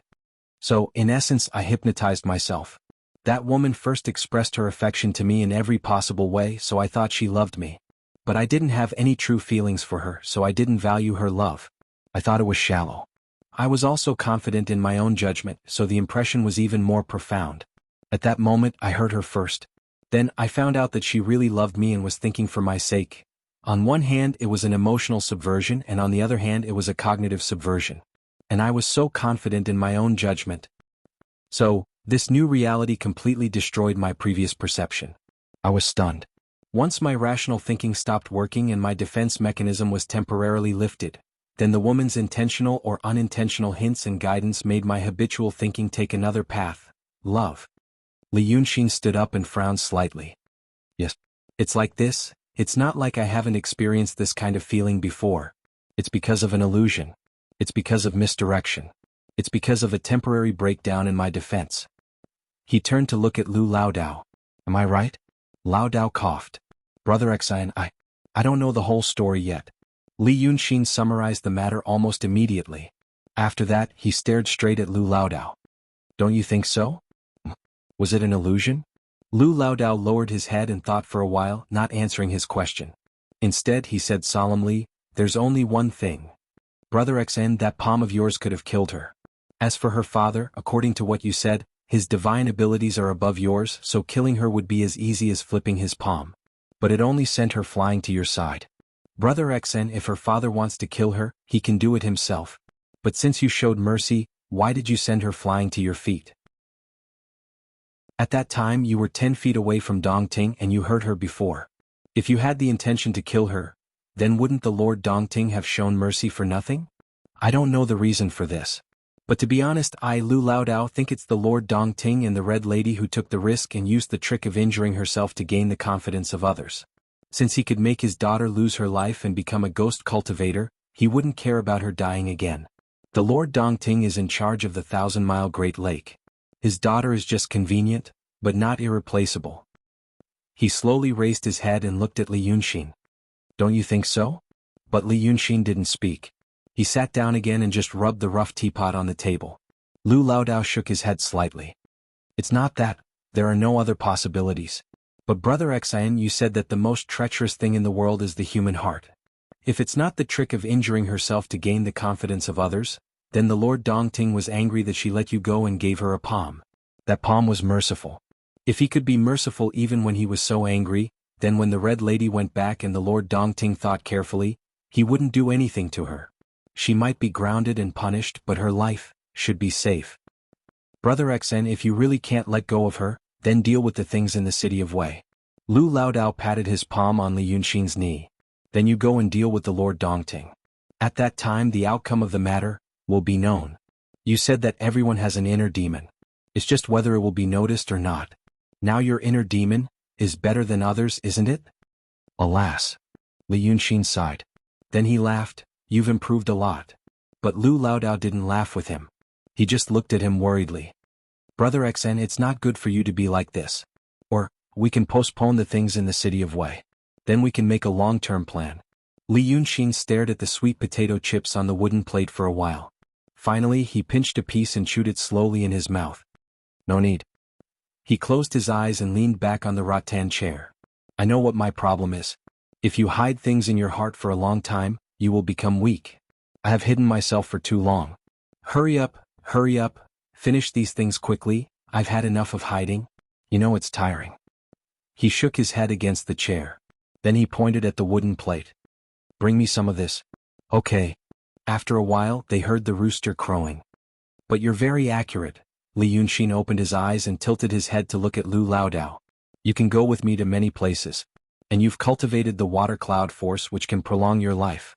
But that one will probably die of old age. It's not a good result. Lu Laodao opened his mouth but didn't say anything.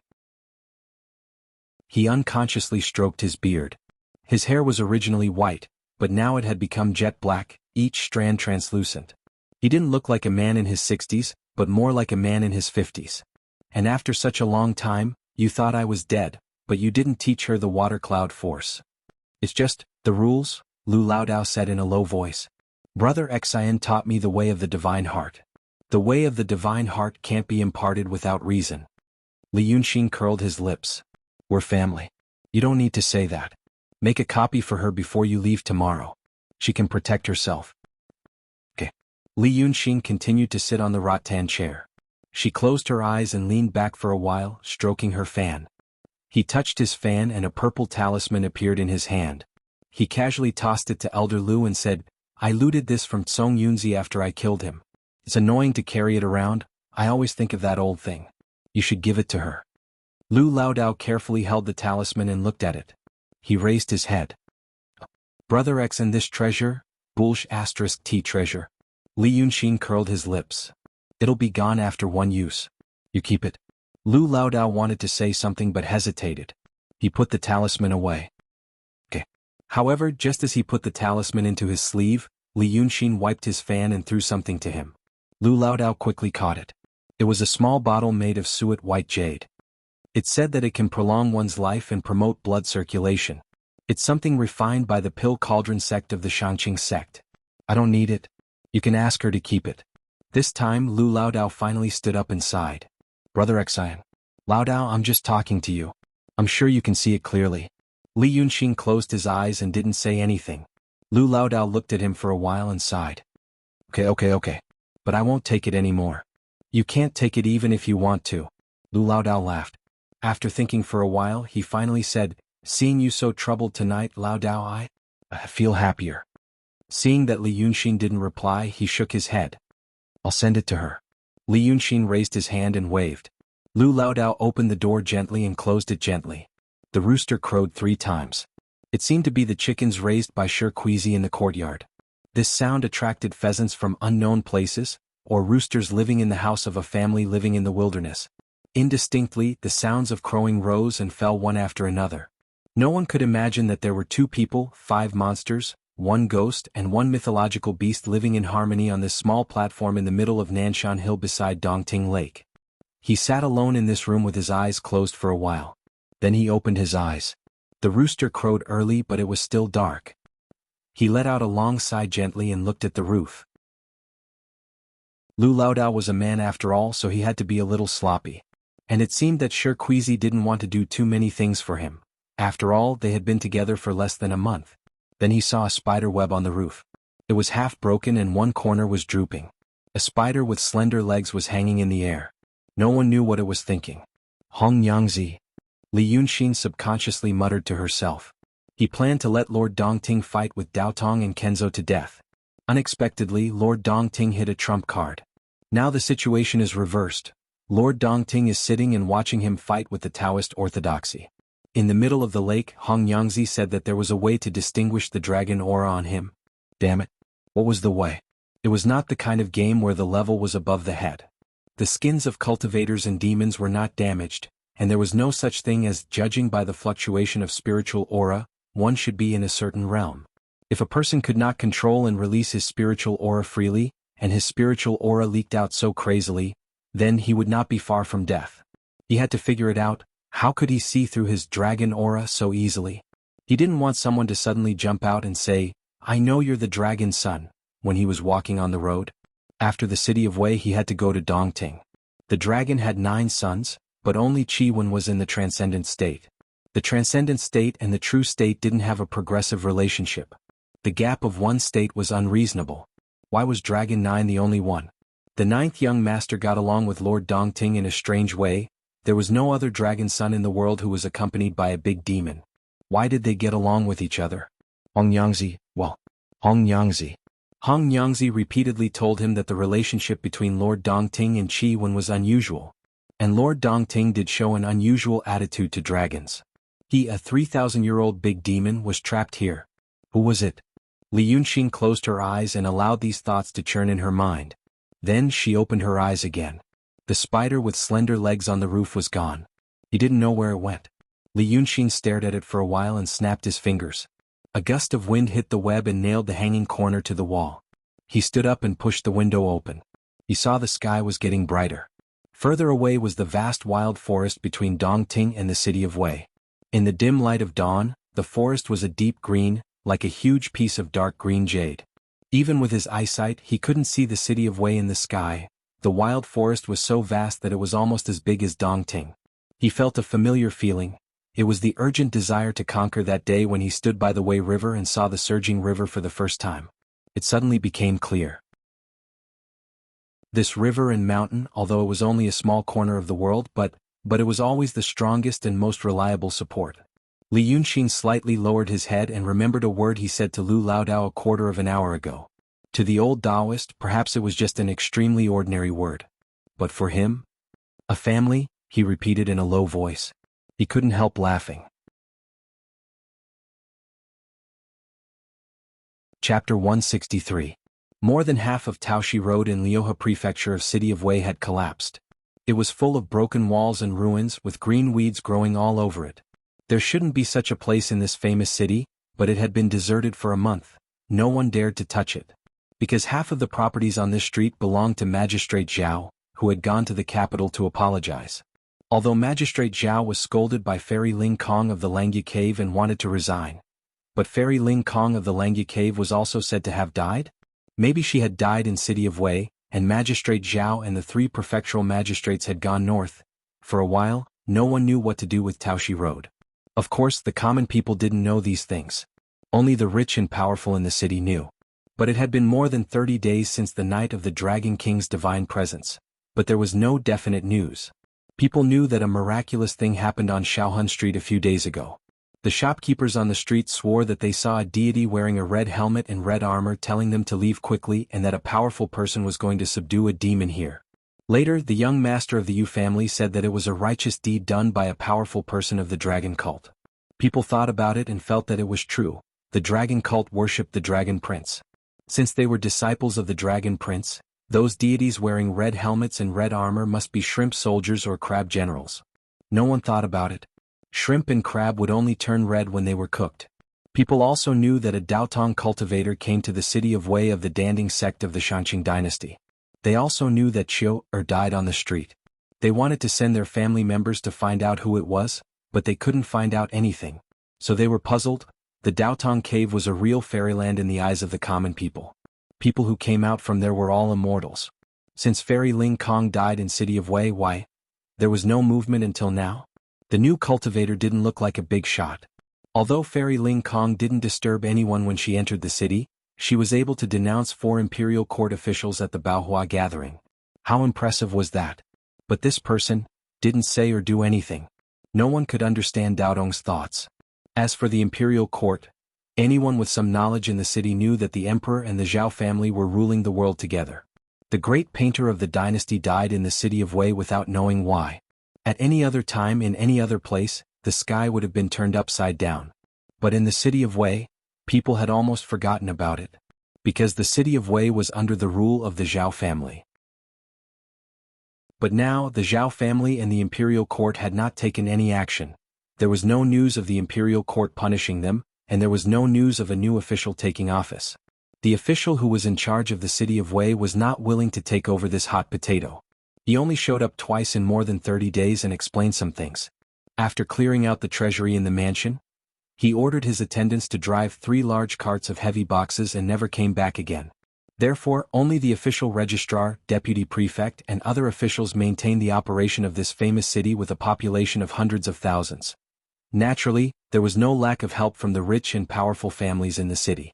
Because he knew the complicated inside story, when he appeared on the ruins of Taoshi Road with a group of people and started to clean up the area around the Dragon King Temple, all the rich and powerful families at the city gate who knew about this matter were shocked. Who did this? But whose permission did it come from? Did something big happen that they didn't know? Some people went to inquire and investigate. Finally, they brought back a piece of news. They were people from Egret Continent. They were all followers of the dragon cult. Egret Town and Egret Continent. There were about 100 households in Egret Town, and more than 300 people were followers of the dragon cult. And there were more than a dozen villages and towns scattered around the wild forest, and there were also about 1,000 followers. More than 1,000 people believed in the dragon cult, and it wasn't some kind of method to turn around and worship other gods. According to what Li Yunxin said, twice a day, no matter when, must be in a place with water vapor such as a river, lake, or inland, to scoop up a ladle of water, and recite a sentence or two. The leader of the dragon cult will enjoy immortal happiness forever, and live as long as the heavens. And he repeatedly emphasized that twice a day, no more, no less. If it was too much, the vast sea kissed the dragon prince so much that he would get angry. If it was too little, the dragon prince would feel that it was disrespectful and would get angry. At first, people muttered that the dragon prince was too picky and difficult to serve.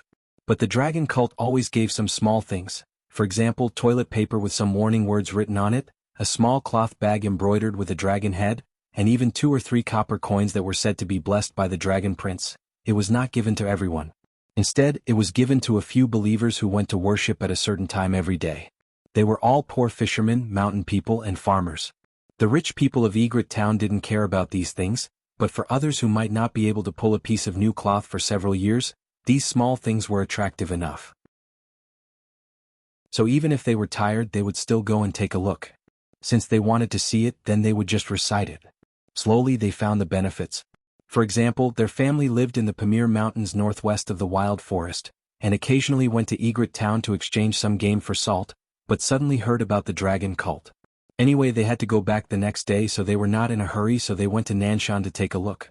In the end, they received some small things from the dragon cult and learned about this rule. After returning to the Pamir Mountains, they scooped up some water and said a few words. Others were curious and asked what they meant. So they told them the meaning of these words and what they saw on Nanshan. Then they said solemnly that they could only recite it twice a day, If they recited it too much, the Dragon King would get angry. Sometimes a naughty kid asked, "Why must they recite it twice?" Then he would frown and stare and throw down 2 words stiffly and confidently: rules. In a clan society, the rules were the most important. The kid was scared and didn't dare to ask again.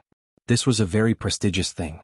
This kind of prestige and satisfaction was hard to imagine for people of Li Yunxin's time. The kingdom of Qing was rich and the city of Wei was rich. This was something Li Yunxin knew. However, no matter how rich an ancient society was, it was still an ancient society. Around the rich city of Wei, what kind of people lived in the villages in the wild forest? Probably not 1 in 1,000 people could read. Hundreds of people had never left the wild forest in their lives. It was only 180 li from the city of Wei. In Li Yunxin's world, it was only an hour or 2 by car. However, in this world, there were hundreds of people, generations after generations, who had never left this 180 li. For them, the wild forest or even the Pamir Mountains, Copper Mountains, any mountain ridge or village was the whole world. As for the city of Wei, in their minds, it was almost in the category of neighboring countries. The people in the city of Wei might know the emperor of Li Kingdom. But the people in the mountains probably didn't know that the emperor of Qing Kingdom had changed. Even for some people like this, there was no hope and nothing new. But at least they were used to this kind of life for generations without any way to rise. If Li Yunxin was imprisoned in such an environment, he would probably go crazy immediately. Hunters went up the mountain to hunt and collect game, and the money they got was just enough to feed themselves. Farmers worked on 1 mu of land with backward technology and low output. If they could not starve to death with wild vegetables and game, it could be considered a good life. If they could really save some money and build a new house for their son, it could be considered a success of this generation. Every day they had to worry about food.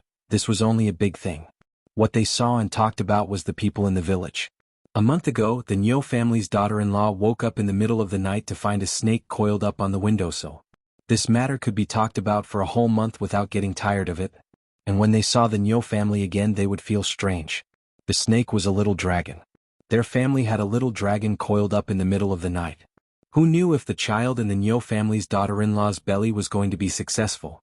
It was this kind of environment and this kind of people who knew about the dragon cult and the strange rules of the dragon cult. Life immediately became fresh, novel, and different from the rest. The cult members became mysterious and different in the village. And this rule, which people thought was provocative and difficult to serve, became more solemn and more like a rule because of its ritualistic nature.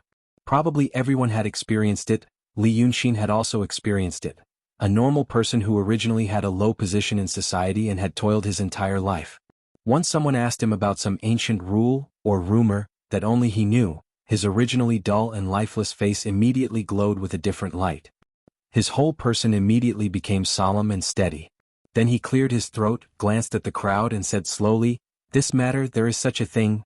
Li Yunxin understood this kind of society, understood this kind of people, and understood this kind of rule. Therefore, many small details that came from his hands made the dragon cult quickly spread in a very short period of time, and gathered a large number of pious believers for various reasons. Now, the first batch of nearly 100 believers entered the city, and then gathered at the ruins of Taoshi Road. Among these people there were stonemasons, carpenters, tailors, and bricklayers. There were also barefoot doctors, hunters, and even old men who used to work as accountants. This group of people had experience, knowledge, and strength. Under the organization of a Taoist priest named Lu Gongzan, they spent only 3 days to quickly clean up a large area of land, and even put some stones and wood that could be used again. It seemed that they were preparing for a large-scale construction. Building something always required a lot of money. It was mainly divided into manpower and material resources. This group of people who called themselves Dragon Cult didn't seem to be lacking in manpower.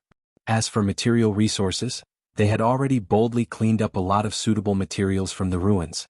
Of course, these things weren't enough, so their progress stopped. About 100 people built temporary wooden shacks on a large piece of land that had been cleaned up. They lived, cooked, talked, and laughed, but no one knew what they were going to do. Some people went to ask, but these people only said that the cult leader ordered them to wait. This was not good. Such a large number of people gathered together, and they advanced and retreated in an orderly manner. If the prefectural magistrate or any of the 4 prefectural magistrates were still here, they would turn pale with fright, and immediately dispatch the officials to put this group of people in jail. 100 people not doing production and gathering every day to talk about things that others couldn't understand. If this wasn't a rebellion, what was it? But now that the chief official wasn't here, the registrar and the prefectural magistrate didn't have the courage. They didn't want to rashly offend the rich and powerful family behind the dragon cult. The other rich and powerful families in the city also didn't want to interfere in this matter. Who knew which family in the city or which noble in the capital started this matter? Because after some investigation, they all knew that the dragon cult had a great influence in the Egret region. They originally thought that it was a smart person who started it. But now it actually came to the city, a place that they didn't dare to touch and didn't even inform anyone, and started it on its own. According to the laws of the Daqing state, what was a sect that didn't register with the government? It was a cult. And to be able to make such a great influence of a cult, it must be an experienced person. An experienced person would not know the rules. But now he didn't follow the rules. If they were to carefully ask, investigate, and take a look, they would realize that their previous thoughts were also wrong. This dragon cult not only didn't make money but often helped some poor followers. Those who wanted to understand more immediately retracted their tentacles as if they had been electrocuted. This was winning people's hearts. Except for the emperor, what kind of person would want to win people's hearts like this? Who dared to touch it? And who was so daring? Who did this? For a moment, all the rich and powerful families in the city of Wei were guessing, including the Yu family. The master of the Yu family, Yu Qi, was the head of a prosperous family. His family had been rich and powerful for many generations. Starting from a cloth merchant, they gradually had some influence and scale. Then they tried to climb higher branches, and with the help of other forces, after 10 generations of management, they finally had the power to speak in the city of Wei. In his generation, his family had met with disasters, one after another. Yu Qi was a smart and capable person, but his father passed away early. When he took over the family business, he was only in his early 20s. No matter how smart a person was, without experience, there would always be some tricks that he couldn't understand. And at that time Yu Qi didn't understand. Therefore the Yu family was in danger. Finally he gave birth to his son, Yu Meng, who was the reincarnation of a god. He helped him through difficulties again and again and made friends with some people. Only then did he realize that the natural disaster he encountered was actually a man-made disaster. Some influential people did things like this. He could kill you with a wave of his hand. If you understood his intention and obediently catered to him, you would immediately feel better. But if you couldn't understand, since you were an idiot who couldn't understand, it was better to get rid of you. Now the Yu family had passed the crisis, and Master Yu was no longer the Yu Qi who had just taken over the family. However, he knew the movements of the dragon cult in the city of Wei in the past 3 days. He frowned for 3 days. Things were not what he had imagined. Chapter 164. Now the Yu family was prosperous and was the richest family in the city of Wei. Looking at the entire Qing kingdom, it was also one of the richest families. But only Yu Qi knew how much of the Yu family's wealth belonged to him and how much belonged to others. As for who these others were, he didn't know, and he didn't know. He had so many properties under his name, but he didn't control more than 20% of them. If Li Yunxi knew this, he would say to him, "You are just a white glove." But in this era, in this world, this identity had another name, White Fan. Probably no one knew what the original meaning of this name was or when it was passed down. But if one tried to explain it, it could be a white fan gently waving, not attracting dust. The nobles in the capital also loved money. But the emperor didn't like it. He thought that fighting for profit with the people was a loss of benevolence and integrity. As a result, many people pledged allegiance to nobles, offering their wealth or talents in order to seek greater benefits. In many people's eyes, Yu Qi was an extraordinary and ruthless character. Because he didn't go to a certain family, but a certain family found him first. According to people, when Yu Qi first took charge of the Yu family, that nobleman took a fancy to his family business and casually played tricks on him. With this, the Yu family was almost destroyed. But Yu Qi managed to survive. A small businessman with such ability made the nobleman look up at him and then use a few more tricks. But he managed to survive one by one. This time Yu Qi really entered that person's eyes. He laughed at him for not knowing how to appreciate favors and sighed at how interesting he was. So he seriously set up a killing move. At this time, everyone thought that the Yu family would die. Who would have thought that Yu Qi would obediently and decisively submit to him? That nobleman asked him why he had wasted so much effort before, and now the result was the same. It was said that Yu Qi said at the time, "People love brave and heroic people and don't like cowardly and weak people." If he had been cowardly and offered his family business, he wouldn't have had the opportunity to sit in the main hall of the manor and talk today. A wise lord loves a hero. He wanted to be a hero. Hearing this, the nobleman laughed heartily. Not only did he not take his wealth, but he also asked him to work for him. After doing a few things, after 6 or 7 years he was finally recognized. He became one of the wealthiest merchants in the Daqing state. But regardless of whether the truth of the matter was as the rumors said, that it was all because of Yu Sheng's courage and wisdom that he resolved every crisis, or that there really was a god in his family, he was now used to this kind of feeling. Even the city of Wei would tremble when he waved his hand and stamped his feet. Although what he had might be lost at some point, at least for now, he felt that he could still do something. He considered himself a hero. How could a hero be willing to be a puppet or a servant for the rest of his life? Because of this, he had originally planned to have a good talk with the dragon cult. Or, it could be said that he was just being polite. He didn't think that the people behind the dragon cult had the qualifications to be on equal footing with him. But that night, when the Taoist priest of the dragon cult went to his son's room and pretended to appear in his dream, Yu Sheng was sitting in the study reflecting on himself. Every month, he would reflect on himself, carefully combing through everything that had happened since he could remember. Because he knew that his current power and status could easily inflate one's ego. Doing what he did, once he became arrogant and did not grasp his identity and status well, he would be in big trouble.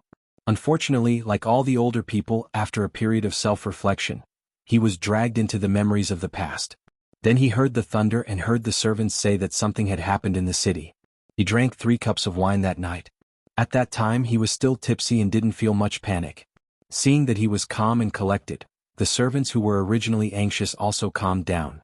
At that moment, Yu Sheng remembered the scene when he clenched his hands, took a deep breath, and walked into the nobleman's mansion with his head held high. At that time he staked everything on one throw and forced himself not to tremble. When he spoke, he took a deep breath so that his voice wouldn't tremble. However, the nobleman sitting in the hall was drinking tea with his eyebrows lowered. What he remembered most clearly was that the nobleman was wearing a purple robe, embroidered with golden peonies. As he spoke, he stared at the robe and thought, if I die here today, I will be like the red and purple robe on the robe. If I escape today, I will be as grand and rich as this golden embroidery. In the future, I will be like this nobleman, a person like him. Therefore, when he saw the servant's panicked expression, he remembered the golden peonies on the robe. Suddenly, he felt that what he wanted to do many years ago seemed to have been accomplished. But at that time he said, I want to be a hero, but where was that? Just when he was immersed in this kind of subtle emotion, someone came to report what happened in Yu Meng's room. Normally Yu Sheng should be frowning, but after hearing this he suddenly laughed. There was actually someone who was not afraid of death and wanted to attack his family. This person was like him. At least like that time. Therefore there was the incident on the second day. Yu Qi very much wanted to meet that Jiaozhu of Shenlong Jiao and have a talk. And then, use it to do something else. He wanted to be a hero and not a puppet. But in these 3 days he found that the dragon cult was not the dragon cult he had imagined. He actually couldn't see through it. What did that group of people want to do? Until the 4th day someone sent an invitation. The invitation came from the dragon cult, and the poster called himself, The Vast Sea Kisses the Dragon Prince Li Yunxin. He said, the dragon cult wants to do good, hoping to meet the elder and talk about the opportunity. Yu Sheng stared at the invitation for a while. But not because of the content. He had seen the content of this invitation many times. Some arrogant Jianghu people would always send him such an invitation. He looked serious and experienced, but he couldn't hide the awkwardness in his eyes and the arrogance in his words, just like when he was young. But the name sign was too strange. He had an impression of the name Li Yunxin. At first, his son saved a young man named Li Yunxin on the roadside. He didn't know about it until a long time later, so he didn't take it to heart. Then, his good-for-nothing cousin Shen Qingzi went to the Baohua gathering and said there was a Taoist priest named Li Yunxin there. At this time Yu Sheng remembered this name. It was said that he was a great painter, but he seemed to have some conflicts with the Langya cave. However, Fairy Ling Kong was very polite to him. It was hard to say about the matters of the immortals, so Yu Sheng didn't dare to guess. After that, it was said that Li Yunxin and Fairy Ling Kong both died, because they angered the Dragon King or fought with the demons. There were many different opinions on these matters and there was no conclusion. In these troubled times, there was an unusual movement in the Shaohun Street a few days ago. People said that it was the cultivators of the dragon cult who killed the demons. But from Yu Sheng's point of view, this matter was completely different from what happened on Taoshi Road a month ago. The Taoist priest from the Langya cave was in the city, so how could it be the turn of a rogue Taoist from an evil cult to kill the demons? That night, the one who went to Yu Meng's room was just someone who had a plan and took advantage of the situation. As for the name, if there really was a dragon prince, a mortal wouldn't send a visiting card if he wanted to see him. This leader of the dragon cult. Just from this visiting card, he could tell that he had the craftiness and evilness of someone from the pugilistic world. He could indeed make some noise, but it would be hard for him to achieve anything big. So he calmed down a little. Calming down a little, he ignored the leader of the dragon cult for a day. He heard that the people on Taoshi Road seemed to have some problems with their diet and started to buy food everywhere, so he ordered people to invite the leader over. And that day he didn't just sit there idly. If he wanted to investigate something, there would be results. On the 5th day after the egret cult entered the city, Li Yunxin and Lu Gongzan entered the Yu residence. Through the back door. Previously he allowed Yu Meng to provide money and manpower to repair that small street, so he had already formed a relationship with the dragon cult. So he had to figure out everything as soon as possible. After figuring it out, whether to subdue or exterminate them, it would all be up to him. But even with such a contemptuous attitude, when he saw Li Yunxin enter the main hall, he couldn't help but praise in his heart, "What a dragon among men." He looked at a young man of 18 or 19 years old, tall and slender, with a face like jade. A pair of sword-like eyebrows slanted to his temples, and a pair of starry eyes sparkled brightly. He wore a plain white robe and lightly waved a white paper fan made of bamboo in his hand. He looked elegant and handsome. Although he loved his son, he also felt that his son's appearance couldn't compare to that of Li Yunxin. Then he looked at the person behind him. He wore a green Taoist robe and looked to be between 40 and 50 years old. He also had a good face and a beautiful beard. Yu Qi lightly tapped his fingers. With two people with such good appearances, it was no wonder that the dragon cult's momentum was so strong. When the two of them entered the main hall and stood down, that young man slightly raised his head and cupped his hands. "I am the leader of the dragon cult, Dragon Prince Li Yunxin of the vast ocean kiss. Greetings." After saying this without waiting for a reply, he lifted his robe and rushed to the side to sit. After sitting down, his eyes first drifted to the small table at the side. There was a teacup as well as a plate filled with dried fruits and candied fruits. That Li Yunxin glared fiercely a few times, then hurriedly retracted his gaze, and sat down with his eyes on his nose on his mouth and his mouth on his heart. Apart from these three people, there were also maids and servants in the hall. The servants of the Yu residence always had a lot of experience. Now that they saw Li Yunxin's impolite appearance, they first frowned, thinking that this person was a bit too arrogant. That magistrate Zhao didn't dare to act like this when he saw our master before. But then they saw his fierce eyes staring at the plate of fruits, and they immediately understood. But in the end, they were still people of the Yu family, so they forced themselves not to laugh. Looking at his dignified appearance, he was actually a country bumpkin who hadn't seen the world. This really was gold and jade on the outside but rotten inside. A servant who was serving tea at the side wanted to drink from him, but Yu Qi slightly raised his hand on the table, and the servant didn't say anything. Looking at that Lao Dao Lu Gongzan, seeing his leader, like this, seemed to be anxious and angry but couldn't do anything. Seeing that it wasn't easy to say, "How did I teach you outside?" he glared fiercely at the young man on the seat, and hurriedly cupped his hands towards Yu Qi. "Please forgive me, my leader has just come to the human world and doesn't really understand the rules and etiquette of the human world. I am Lu Gongzan, the sect leader of the dragon cult, originally from the city of Wei. I believe there are people who recognize me. Today Yu Qi calmly raised his hand, thought for a while and said, "Sit." This Lu Gongzan hurriedly thanked him and went to sit next to Li Yunxin. At this moment, Yu Qi's good impression of that young man was completely gone. Just come to the human world? These words could be used to coax those villagers, but to say it in front of him. After all, they were two Jianghu people. Who knows where he found a beautiful young man, coaxed him to be the leader, and then this Lu Gongzan used some tricks to win people's hearts. In the future, when he grew up, he would serve this leader with good food and drinks. If things changed and he had to bear some misfortune, he could push this leader out. He had already used this kind of trick when he was young. But Yu Qi picked up a cup of tea, brushed off the leaves, blew on it and took a sip. Without looking at that Lu Gongzan, he said, "I have heard of your name." That Lu Gongzan hurriedly said in surprise, "Ah, you actually know. You used to be called Ghost Teller." Yu Qi put down the cup. "You used to be a bandit." That sentence of surprise of Lu Gongzan was instantly stuck in his throat, and he was so embarrassed that he couldn't say anything else. I was a bandit first. As for my reputation, it was still okay. But I was a bandit after all. After that, I left Liang and went to the Dragon King Temple on Taoshi Road to be a temple attendant. After that, there were some incidents, huh? Yuqi glanced at that Lu Gongzan and only said that he didn't tell him the whole story of him killing Inspector Yin. But a magician, a swindler now also wanted to visit his residence. He had never cared much about his background. Since this Lu Gongzan had made such a big fuss, then he could also not stick to one pattern of subduing a talent. But today he came with a golden jade leather bag and said some nonsense about the Dragon Prince's first time in the human world. Did he think he was easy to coax? If he wanted to investigate, he could still find out a lot of things. As expected. After saying that Lu Gongzan couldn't sit still anymore.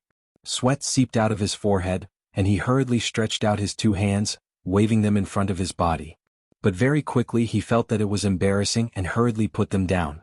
He only said, to the public. Ayaya, it's hard to say. Although the others in the hall didn't know what their master didn't say, seeing this Lu Gongzan's calm and unhurried manner, now he lost his composure. Finally, someone couldn't help but laugh out loud. Hearing this laugh, Lu Gongzan seemed to be even more embarrassed. He just cupped his hands towards Yuqi but couldn't say anything. Yuqi was still sitting upright, and his face didn't show any sadness or happiness. He said, earlier someone from your sect sneaked into my son's bedroom late at night and said some things. Although I don't believe it, I still admire those who have such methods and courage. That's why I helped you. But don't think that because of this, my Yu clan will fall for the tricks of you magicians. I still know about your matters. And that Li Yunxin, is he really the one in front of us?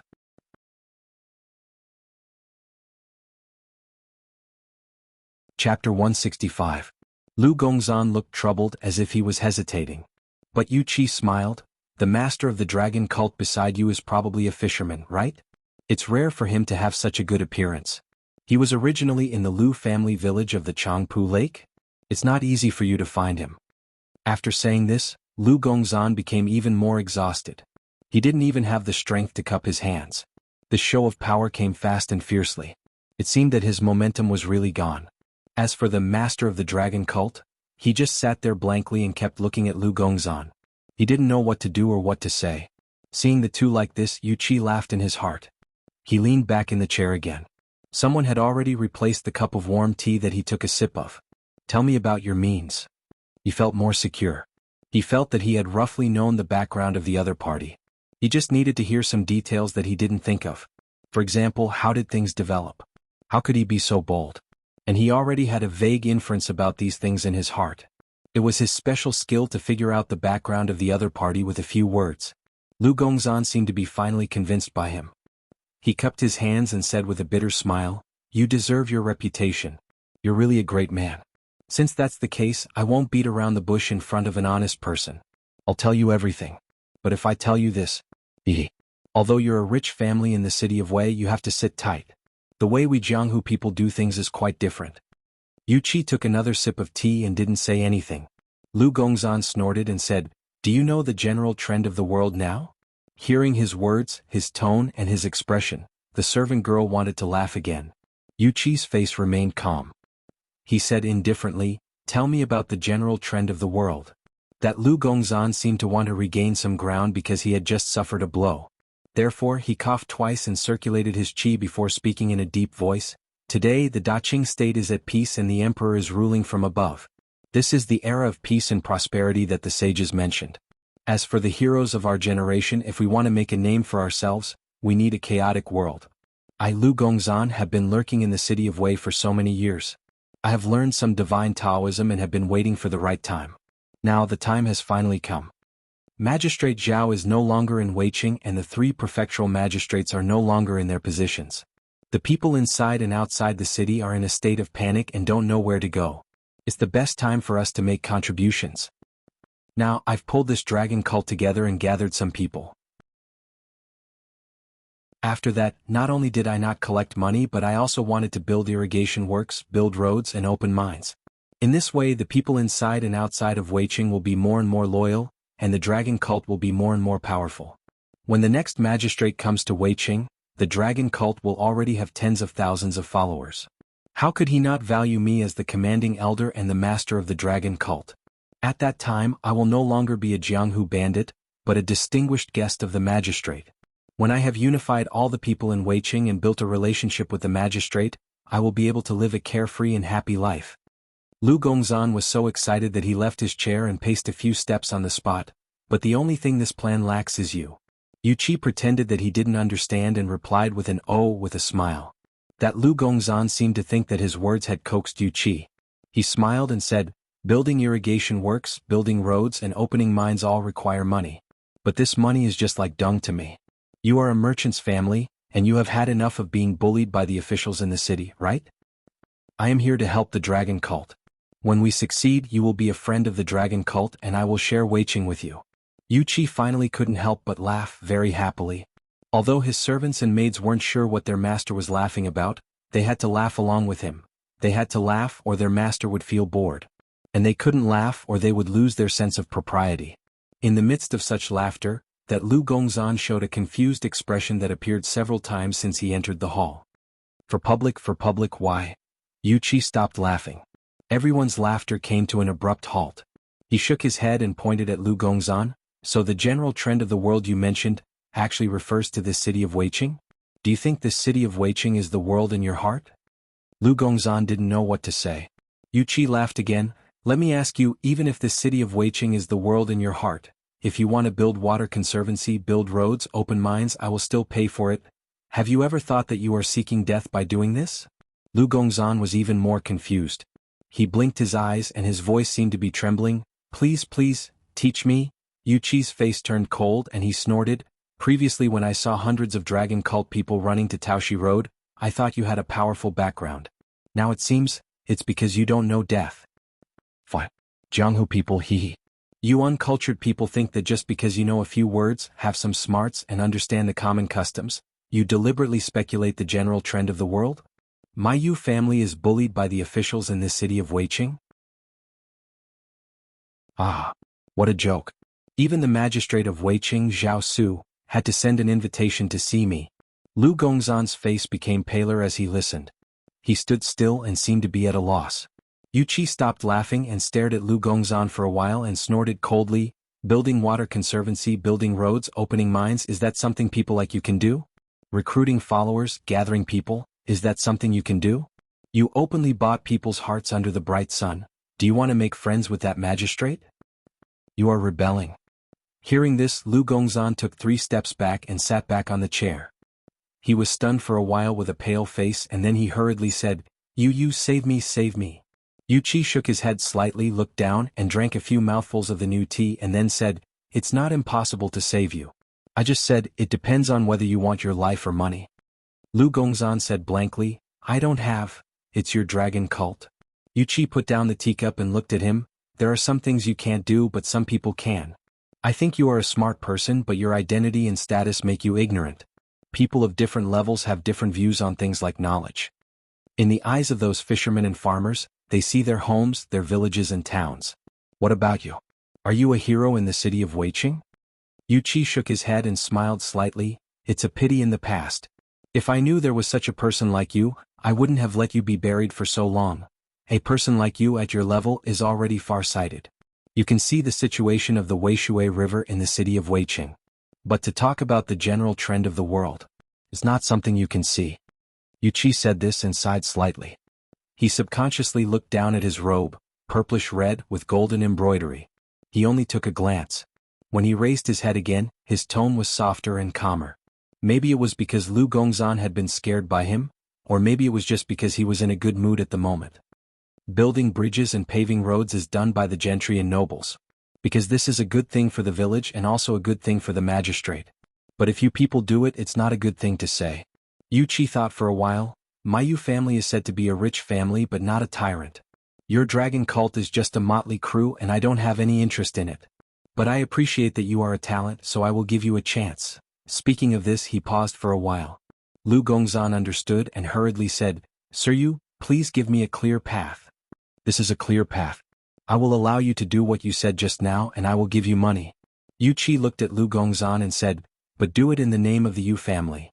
First, I want to see how capable you are." Second, you will do another thing for me. Yu Qi lowered his voice slightly. Investigate the whereabouts of those people in the Wanshen escort agency in the city of Weiqing. If you find this, you will be a member of the Yu family from now on. In the future, not to mention magistrate. So what if you are the governor of a province? Lu Gongzan opened his eyes and seemed to think carefully for a while and then said, then this dragon cult is still in my hands? So you really don't want anything else? He said this as if he didn't remember the second half of Yu Qi's sentence. So what if you are the governor of a province? He was still thinking about the pitiful power in his hands. Yu Qi smiled, yes. Lu Gongzan then became happy. He first chuckled and then a series of flattering words were sent over. When he came, he pretended to be a master, and after being drunk he put on a heroic look. Now that he got what he wanted, he finally showed his original appearance. Those servants and maids frowned, and even Yu Qi didn't like him. After a few words, he carefully looked at the hierarch of the dragon cult, who had been sitting like a wooden chicken, and then waved his hand to send them out. After the two disappeared outside the door, Yu Qi frowned again. When the maids came to change the warm tea, he waved his hand to signal them to leave. Then he stood up and moved his hands and feet, feeling that the robe didn't fit him. Then he picked up the tea on the table and drank it in one gulp and then said, Mr. Li, what do you think? A middle-aged man with a clear face and no facial hair walked out from behind the screen at the side of the hall. He walked until he was 2 steps away from Yu Qi, and then raised his head that had been lowered but still frowned. Sir, you that Lu Gongzan didn't tell the truth. You think so? Just now I asked young master to take a look. Young master said that the person he saved was indeed the same as the hierarch of the dragon cult, Li Yunxin. We went to Changpu Lake to investigate, and it was true that Li Yunxin was originally from the village and he was found by Lu Gongzan. I also asked someone to ask the disciples of the Lingshu Sword Station. They all said that Li Yunxin, who was saved by young master and showed up in Xianghua building, was dead. I thought it was possible that he faked his death. It's probably impossible. First, the people in the 2 stations only said that he was dead. His soul scattered. They didn't tell us the reason, thinking that it was a matter of the Xianmen, and we couldn't understand it even if they told us. But it must have been certain. Second, that Li Yunxin is said to be a more brilliant painter than the imperial advisor. He made a painting in Xianghua building on the spot. This kind of person wouldn't lower himself to mingle with those mobs. Second, he really didn't die. This kind of person, someone who can make a painting, has never been seen in the public. Or have you heard of such a person? When Mr. Li spoke, Yu Qi listened calmly, as if he was talking to someone of the same status as him. Now that he was asked, he seriously thought for a while and answered, I've never heard of him. They only said that there is an expert who can make a painting, but it seems that no one has ever seen an expert who can reach this level. Mr. Li let out a light breath. That's it. How could such a person be allowed to wander about outside? So I concluded that the dragon cult's hierarch is a fake. If he wasn't a fake, he wouldn't have dared to come out like this. Previously, I said that Lu Gongzan's knowledge was shallow, and I can see it from this. He has schemes, but they are all Jianghu people's methods. It's fine to bluff those boorish fellows, but if it's something else, hee. You're right, mister. I also think the same. Sit down, mister. Mr. Li didn't refuse and sat down. After sitting down, he lightly knocked on the table. You must have thought of all these. Otherwise you wouldn't have paid Lu Gongzan to do things. Yu Qi also sat down with him, a smile on his face. Why do you think so? Mr. Li shook his head slightly and smiled. There are people who look alike in the world. But exactly the same? That's rare. Did you find another one outside the city of Wei, near the Dongting Lake? Hey, I'm such a cautious person I won't believe it. Yu Qi smiled and said nothing. Mr. Li continued, besides, a few days ago, that person went to young master's room and pretended to be a ghost in his dream. That Lu Gongzan used to be the temple attendant of the Dragon King Temple on Taoxi Road, Hunyuanzi. As for how powerful this person is, we will know once we investigate. He definitely wouldn't do this. Look at his attitude today. First he pretended to be profound, then he pretended to be impassioned, and finally he became vulgar. This kind of person will never achieve anything great. If he did all of this, the dragon cult wouldn't be what it is now. So, there must be a master behind it. This master, you have an idea, right? Yu Qi nodded slightly and waited for him to continue. But after a while, he looked up and found that Mr. Li seemed to be deducing to his heart's content. He was waiting for him to continue. He coughed a little awkwardly. Mister, tell me your opinion first. Mr. Li smiled. If I had to guess, it should be the new immortal from Shangqing Danding sect in the city of Wei. Do you know that a few days ago, after the fierce fight on Shaohun Street, someone saw that immortal at the scene of the incident?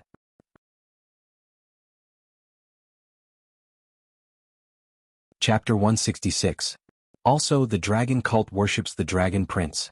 We sent people to investigate the South Mountain. On the so-called golden statue of the dragon prince in Nanshan, there really was a monster that spoke with a demonic aura. You and I both know that the cultivators of the Taoist sect can't stand demons doing evil. But now, the demon is attached to the golden statue. It's fine if it's just a blessing, but now it's gathering thousands of people. If it wasn't for the heavenly abode, how could they ignore it? Hearing his words, Yu Qi let out a long sigh and clapped his hands. Wonderful. I thought I had thought about it thoroughly, but I'm not as far-sighted as you. When I said I would pay for him, I did have this in mind. I think there is someone behind him, and I don't know why there is a person with the same face as Li Yunxin. The heavenly abode's cultivation is profound, so it's not difficult for them to change their appearance. Sir, your words have solved all my doubts.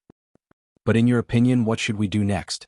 Mr. Li smiled and leaned towards Yu Qi. What you are thinking, I am clear about it. But what you're planning is more dangerous than what happened 19 years ago. We can't make a mistake. In my opinion, this matter is good for us. This benefit doesn't only refer to those escort companies, Jianghu people, but also in the long run.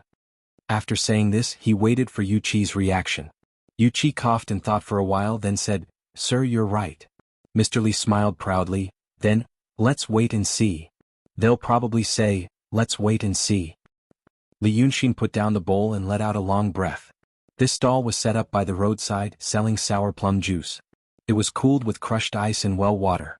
Drinking a bowl of sour plum juice on a hot summer day where one couldn't even open their eyes was truly refreshing. He sighed again and said, Give me 2 more bowls. Lu Laodao hurriedly said, 1 bowl is enough. At my age, it's better not to be greedy for cold. But Brother X, and even so, what's next? The waiter served the sour plum juice. Lu Laodao waited for him to leave before saying, They plan to take it slow and see, so they must still be on guard. A man like him would not have believed all that I had done just now. In the future, our sect will still be hindered, so Yu Qi will definitely place people in the sect. Brother X, and if you ask me, why don't you spend some effort to activate your divine ability and we'll raise some money ourselves? Otherwise, if we only solve the problem in front of us in the future. Li Yunxin shook his head and smiled. He picked up the bowl and drank half of it in one gulp. He was so comfortable that he frowned. Lu Laodao sighed and said, Alas! Why bother with him? The old Taoist is saying that to me he is a very important person. But for you, Brother Xe, he's not someone worth looking at. When I saw their eyes in the hall just now, I felt sorry for you, Brother Xe. Li Yunxin smiled again and put down the bowl. He said like he was coaxing a child, Okay. I'll tell you, don't sigh. Lu Laodao immediately stopped talking. Li Yunxin thought for a while and said, Do you think I really care about the dragon cult? Lu Laodao blinked his eyes in confusion. Dragon cult, cat cult, whatever cult, I don't care about any of them. When I first created this thing, it was for my power of faith. At that time, Long Sun and Lu Ling had just died, and I didn't know if they were dead or alive. I also didn't know by Yunxin's whereabouts, Lord Dongting and the people of Heaven's abode, so I hid and waited for the right time. Later, after understanding the general situation, I tried to collect some power of faith to make myself stronger. But collecting power of faith would definitely attract people's attention, so I created this dragon cult, first to deceive people and second to make them suspicious of each other so that I could reap the benefits. But after that, the Li Kingdom incident, the Qing Liangzi incident. And that Lord Dongting was far smarter than I thought. Or rather, he wasn't smart, he was strong enough. Once he was strong enough, many schemes would lose their effectiveness. So I had to change my plan. But old Lu, you see, from the beginning to the end, the dragon cult was just a tool, I didn't have to do anything. Now my identity can be considered half public, but in the future, it will be completely public. At that time, more people will know and believe in me, and there's no need to have a cult. Actually, I don't really like this thing. I don't like mind control. Hearing this, Lu Laodao was stunned.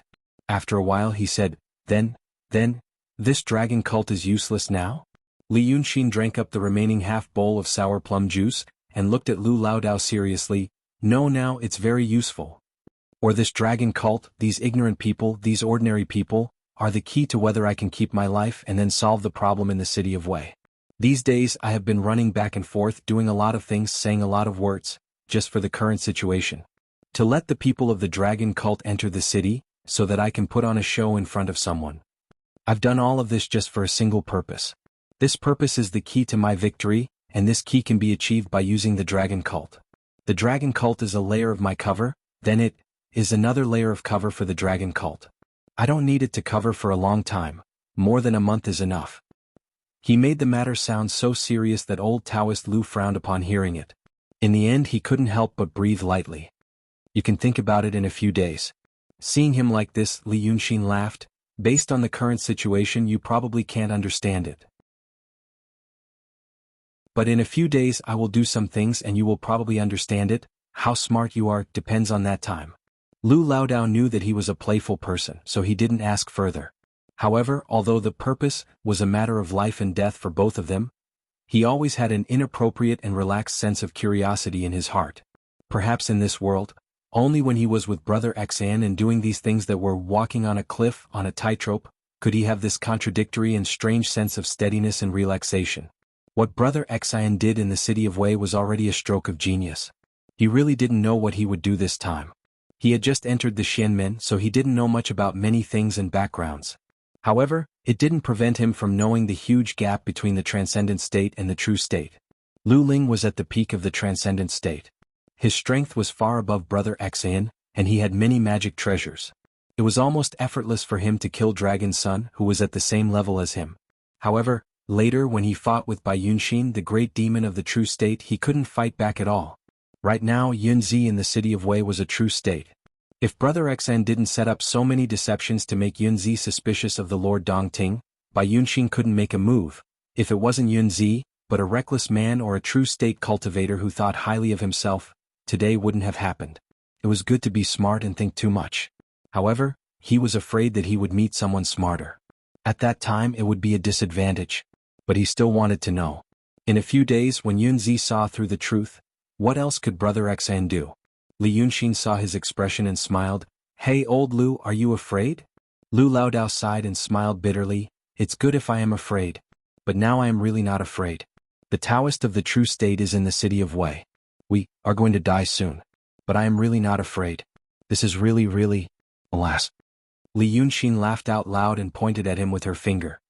Why else would I say that I love talking to you? You are really a wonderful person. Therefore old Master Lu also laughed with him, left an extra large coin, got up and left. The Yu family was very efficient. On the second day he sent people and goods over according to the previous agreement. Everyone was shocked that the Yu family was involved in this matter. Later they found out that they were working for a nobleman. But no one knew whether it was the nobleman who started the dragon cult or recruited the dragon cult for the nobleman. But no one paid much attention to it since it had come to this point. They said they were going to rebel because they didn't know who was behind it. Now they knew that it was the Yu family. Many things and rules only applied to ordinary people. Other things and rules might involve some officials and rich families. But with the background and power of the Yu residents, it was very difficult to have any established rules that could really restrain them. Their rules were just a few words from someone behind their back. So after 3 or 4 days, half of Taoshi Road that no one cared about was cleaned up. The Yu family showed their amazing power. Weiqing City had a population of more than 300,000, but they sent out almost 3,000 people in 3 days. Of course, it was not 3,000 people who ran to the ruins to pick up the bricks and tiles. But there were people in charge of people's food, and there were people in charge of animal feed. There were famous doctors in the city, and there were people who were good at human resources management. These people took up 100 or 200 people. The other 2,000 people were transferred from various villages by the Yu family, and they entered the city in batches. They did things without hesitation, and their professionalism was far beyond that of the first 100 people. Li Yunxin sat in a temporary awning not far from the construction site. He squinted his eyes and looked at the bustling scene and couldn't help but sigh. He understood a lot of things, but it was hard to understand if he didn't see it with his own eyes. For example, he knew that the Yu family was rich, but how rich were they? The Yu family's mansion that occupied half the street didn't shock him enough. It was really not easy to shock a person who was used to skyscrapers in this era. But these days he had a deep understanding. So many people were attached to and under the command of this rich family. And most of them didn't just have an employment relationship, but a vassal. They served a big family for generations, and their loyalty was engraved in their bones. The Yu family in the secular world was like this. Lord Dongting had been operating in Dongting for 3,000 years and he never left the lake. He didn't know how terrible his hidden power was. As for the Taoist orthodoxy and the sword sect, just the appearance of these two individuals was enough to make him want to gamble his entire family's life for them. They were even more powerful and terrifying existences. Thinking of this, he breathed a sigh of relief, opened his folding fan and waved it. Lu Laodao finished talking with several newly promoted small leaders of the cult outside the awning. He asked them to leave and then he turned around and walked in. Those small leaders were all fishermen and 2 of them were rich families in Egret Island. They glanced at Li Yunxing curiously and then left. When they talked to Lu Laodao they seemed solemn and serious, but their eyes to Li Yunxing lacked respect and awe. They knew that this beautiful young man was the incarnation of the Dragon Prince, the master of the dragon cult. However, it was just like people believed that the emperor was the son of the god of heaven. People in remote villages of the empire would think so. But when they really met the emperor and got along with him for a few days, the original sacred atmosphere would gradually fade. They knew that he was just a person with terrible power. What's more, Dragon Prince? People believed it when they couldn't see it. But when they saw it, they didn't believe it so much. Li Yunxing knew the importance of mystery and religious beliefs, but he didn't mind it. Soon they would understand everything. Lu Laodao walked in, picked up the pottery pot on the table, poured a bowl of herbal tea for himself and drank it quickly. Then he wiped his beard with his sleeve. Brother Xen, is there something on your mind again? When did I not have anything on my mind? Li Yunxing slumped on the rattan chair as if even waving the fan took a lot of effort. I was thinking that it was the right choice not to run away from the city of Wei. After taking over the city of Wei, I finally have a place to settle down and run my business. With my identity, I'm afraid I can't escape no matter where I go. This is called the protagonist's halo, trouble. Lu Laodao ignored the last sentence as usual. Why are you suddenly thinking about this? Looking at these Yu family. Li Yunxing waved the fan lazily again, then closed it with a swish and pointed a few times in the distance. See? Among that group of people I have found 1, 2, 3, 4, 5, 6. Well, this is the 16th. Lu Laodao hurriedly turned around and looked at the crowd carefully. However, the people coming and going were all wearing gray and coarse clothes. Plus it was summer, the weather was dry, so it was hard to distinguish. He had to ask, who is Brother Xen talking about? Li Yunxing slowly straightened up. At this time, Lu Laodao heard a slight clatter sound, and then noticed that Li Yunxing's left wrist was wrapped with a thin iron chain. He had seen people wearing bracelets, but he had never seen an iron chain. But when he took a closer look, he found that the small chain was exquisitely made. It was like a thick iron chain was shrunk by a dozen times. Every link and every buckle was meticulously made. He heard Li Yunxing whisper, "You are also a cultivator, so you should know that the spirit of a cultivator is far more powerful than that of an ordinary person. But the spirit is attached to a person's body, so you can't see it even if you open the third eye. But if you see it in other ways, you will find that the spirit of a secular person is only a layer of faint light. But these 16 people, 17, their spirit is dazzling. They are all cultivators."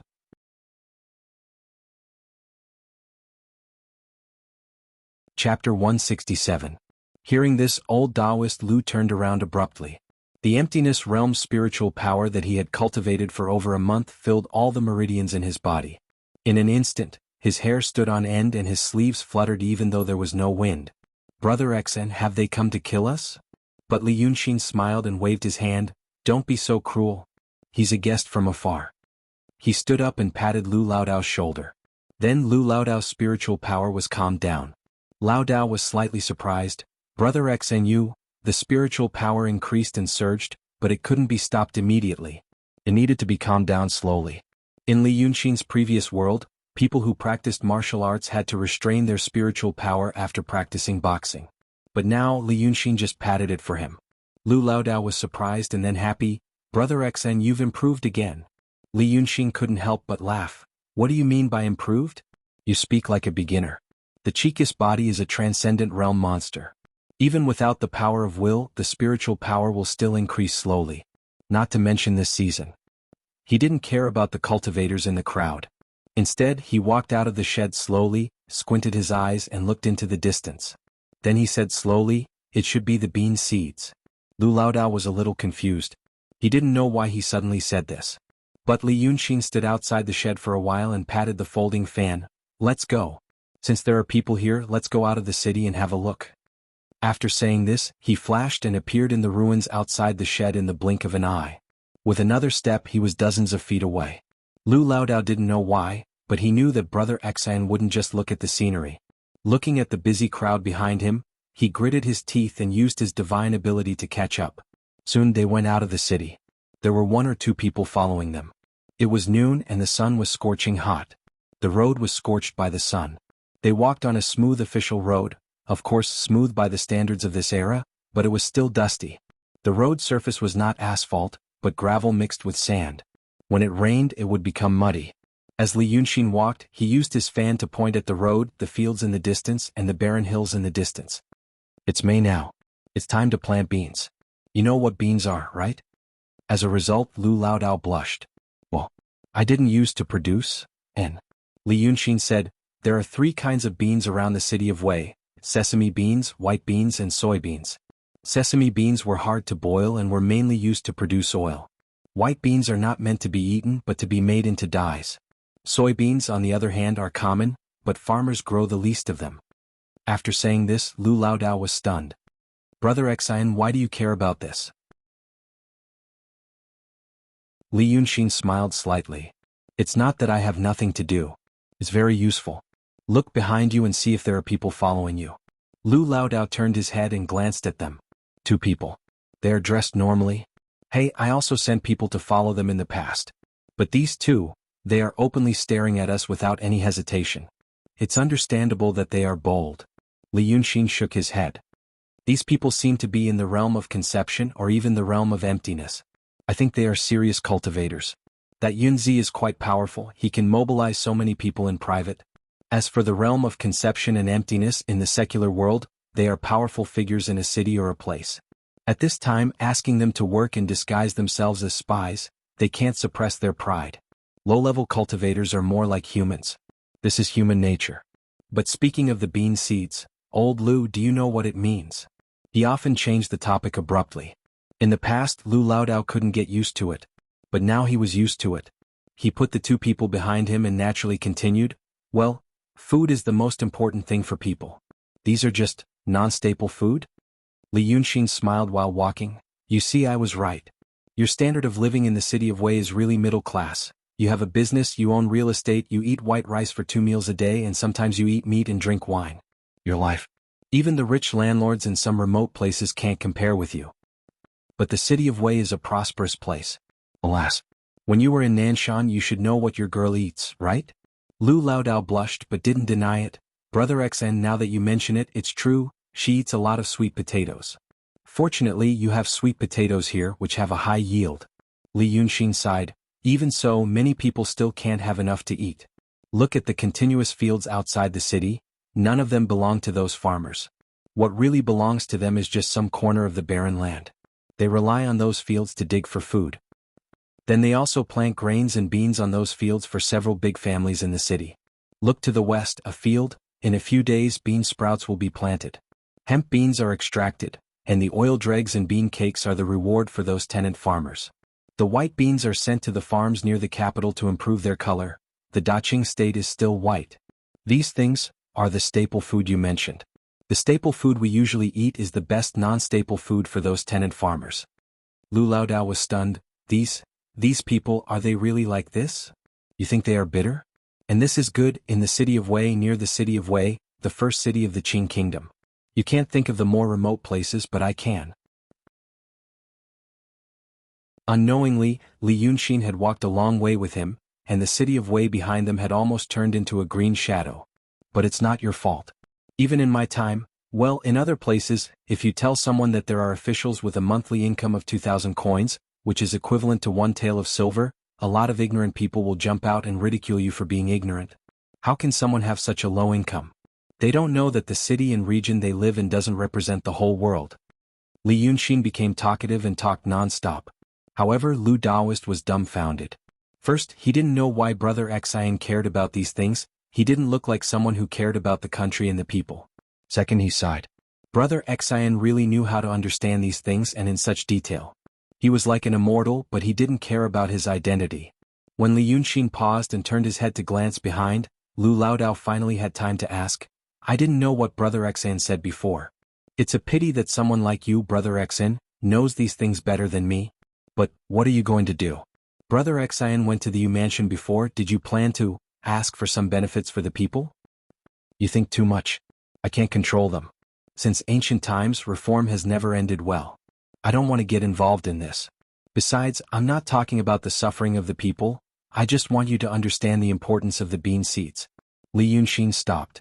They had turned into a fork road, and now they couldn't see the tall city wall of the city of Wei. There was a vague outline of a village in the west, but the houses were low and far from beautiful. That was because behind the village was the Wilderness Mountain. During the fight between Ling Kongzi and Bai Yunxin, the Wilderness Mountain was completely burned down. Although the grass sprouted on the mountain again, it would take decades for the trees to grow again. And without the trees, the birds and beasts in the mountain were almost all killed or killed. About 10 years later, this mountain would be a barren mountain. At the foot of the mountain, beside the village, there was a large field. There were some unknown crops in the field, but they were not as vast and plentiful as the fertile land near the city of Wei. Li Yunxin and Lu Laodao stopped on the ridge of the field. There was a very shallow canal under their feet. The canal was mostly filled with mud, and there were only a few muddy puddles. The grass beside the canal was also listless, and its leaves drooped. Li Yunxin waved his folding fan in the distance and gathered up the fields. "These fields are now filled with yellow wormwood. Look, it's already withered. After a few days we will burn these yellow wormwood, and then we will start to plow the fields. After 3 or 4 days of plowing, guess what we will do?" Lu Laodao said, "Sao bean seeds." "Yes. Sao bean seeds." Li Yunxin sighed, "But we still have to wait for the right time. If there is a heavy rain and the land is soaked, it means that it will be a good year. Especially this year, the forest was burned. They can't pick wild vegetables or hunt wild animals. They can't cut firewood to sell in the city of Wei. If they don't want to starve to death, they can only rely on bean seeds this time." You also saw the irrigation canal. They are all like this. This is the best that the village can do. The government also wants to develop irrigation, but where? In the fields of the rich families outside the city of Wei. Tell me one thing, isn't it funny? Li Yunxin squinted at the small village in the distance. The city of Wei is next to the Wei River, and there is a Dongting beside the Wei River. These fields are only a dozen miles away from the Wei River, but they lack water. Because the fields on the other side of the canal are the fields of the rich families. They open up the source of water for irrigation so that they can receive a little water from the upstream. In fact, is the Wei River short of water? Not at all. Why doesn't it get more water? The aristocratic families say that they are afraid that the water will soak the seedlings. In fact, these people are full of their own fields. Who has the mood to take care of their fields and covet those oil dregs bean cakes? When Lu Laodao heard his words, he had the same feeling that Brother Xian knew this. At this time, this feeling became stronger, but at the same time, another kind of emotion arose spontaneously. These people really have a hard life. Seeing him staring at himself, Li Yunxin spread out his hands and shook his head slightly. "You are surprised that I know so much. It's right to be surprised. There are only a few scholars in the city of Wei who know so much and want to know so much. But for me, I used to read a lot and see a lot. So we can't count on the irrigation canals of these farmers. We can't count on them in previous years. The harvest won't be good, but there are mountains. We rely on the mountains to eat. Wild vegetables and game can always fill the stomach. And this Qing kingdom is inland. Logically speaking, such a large piece of land, so large, in a place like the Qing kingdom it should be quite dry. But relying on the crisscrossing inland water system and, Li Yunxin pointed to himself, like me, the monsters and demons who call themselves the Dragon King of all places manage to survive. There are even a few lands of fish and rice. So old Lu, in such a place with bad weather and infrequent rainfall, what do you think the fate of those farmers and tens of thousands of people can only be counted on?" Lu Laodao finally understood what Li Yunxin wanted to say. A sense of solemn admiration arose spontaneously. He took a deep breath. "The Dragon King can reign." Li Yunxin was silent for a while and smiled. He looked in the direction of Wei River. "Yes. Count on me, the Wei River Dragon King. Especially these few days, especially these days. So this is why there are more than a dozen Dragon King temples near the city of Wei. Because this is inland, it is always relatively dry. People rely on the sky and the rain to eat. If not the Dragon King, who should they worship? And during this month, I didn't dare to show up. The Lord Dongting can't get out of Dongting. So did you realize? Now it is the end of spring and the beginning of summer, but it hasn't rained at all. This is the normal inland climate where there are no monsters or demons. So when the yellow wormwood is burned, and the farmers are waiting for bean seeds. Lu Laodao clapped his hands and widened his eyes. Everyone has to think of the Dragon King. That's not a normal thought. Li Yunxin smiled. Not just this time. Bean seeds need rain, but don't they need it at other times? So, the Dragon King is actually a very promising profession. But I still don't know how many places I can nourish when I summon clouds and rain. Lu Laodao rubbed his hands happily and sighed. It's a good thing after all. I say, Brother Xian, your realm. How come it has improved by leaps and bounds these days? Realm is one thing, but actual combat is another. Li Yunxin turned around and saw a cultivator standing in the forest in the distance. He pointed the folding fan in his hand impolitely. For example, those two idiots over there. Since we are here to spy on them, we should do it thoroughly.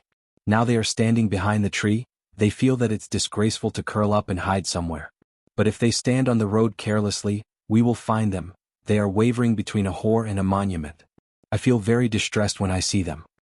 And our dragon cult takes pleasure in helping others as the foundation of our cult. So we should help them if we can. Hearing this, Lu Laodao was about to volunteer when he suddenly lost sight of Li Yunxin. In the next moment, he suddenly appeared in the forest beside the two cultivators. According to the perception of ordinary people, the place where they stood just now was 100 steps away from the small forest, which was considered very far. But cultivators had sharp ears and eyes, so they could still see clearly at such a distance.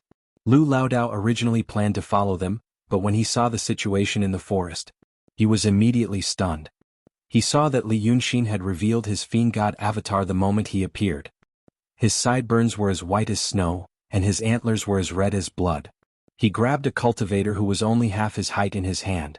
With just one bite, his head was bitten off. He then opened his mouth and took another bite, and half of his body would be gone.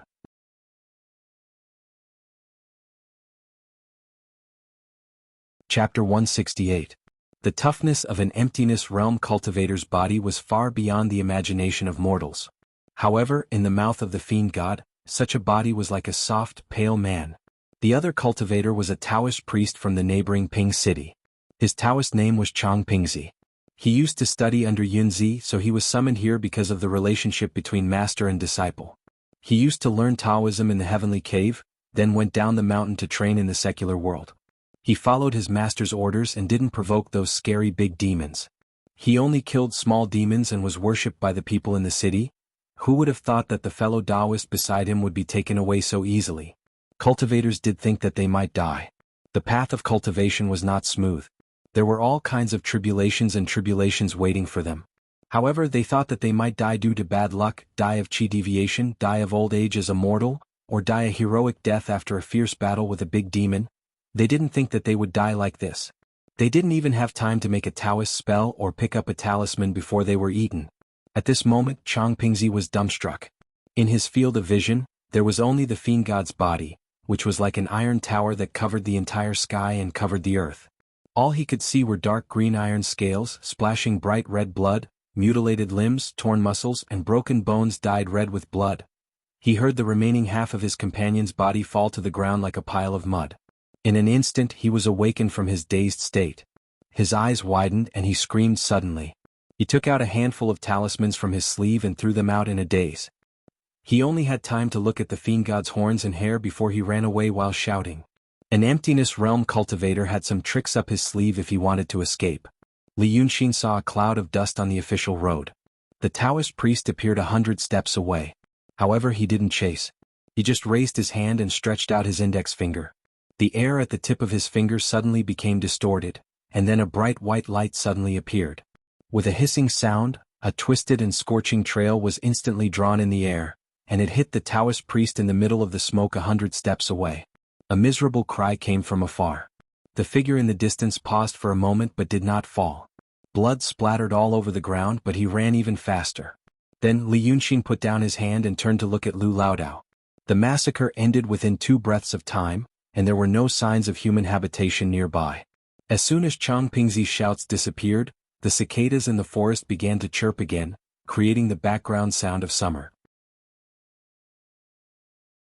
Lu Laodao stood in the sun 100 paces away, staring without moving or saying a word. The tall demon god suddenly opened his mouth and spat on the ground. With a splat, half a body and a head were spat out. He rolled on the grass and into a bush, scaring away a small animal that was hiding inside. Then, a cloud of mist rose around him, and his tall body quickly shrunk until he returned to the size of a normal person. The cloud of mist quickly gathered and turned into a white robe. Li Yunxing frowned and wiped his mouth with his hand, then spat on the ground a few times. Then he touched the white fan and took out a small jar of wine. He pulled out the stopper, raised his head and took a big gulp, then spat it out. After a few times he sighed, "What's so good about it?" Seeing that he had returned to his human form, Lu Laodao slowly walked over. Standing beside him, he looked at the broken body on the ground, the dark red blood on the ground, and then at Li Yunxing. Then he coughed, "This is probably, the cooking method is not right. The beef and mutton are not delicious to eat like this." Li Yunxing turned to look at him. "Don't waste your time. I am a demon, but I didn't say that demons like to eat human and flesh. The body is just a vessel here." He pointed to his head. "The things here are the most real. Then, to let them know who I am." Li Yunxing looked at the official road. "That old guy is too timid and thinks too much. If he still doesn't make a move after I have arranged everything, it will be very embarrassing." After saying that, he saw that Lu Laodao was still staring at him, so he laughed. "Are you afraid of me? I won't eat you." "It's not that I'm afraid." The expression on Lu Laodao's face was very complicated.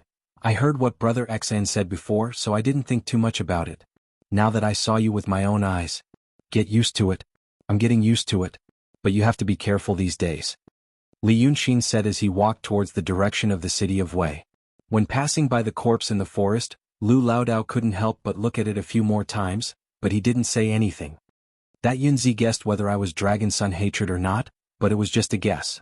Now that I showed my Dharmakaya, ate one and scared the other away, that Taoist should know that I am Dragon Son.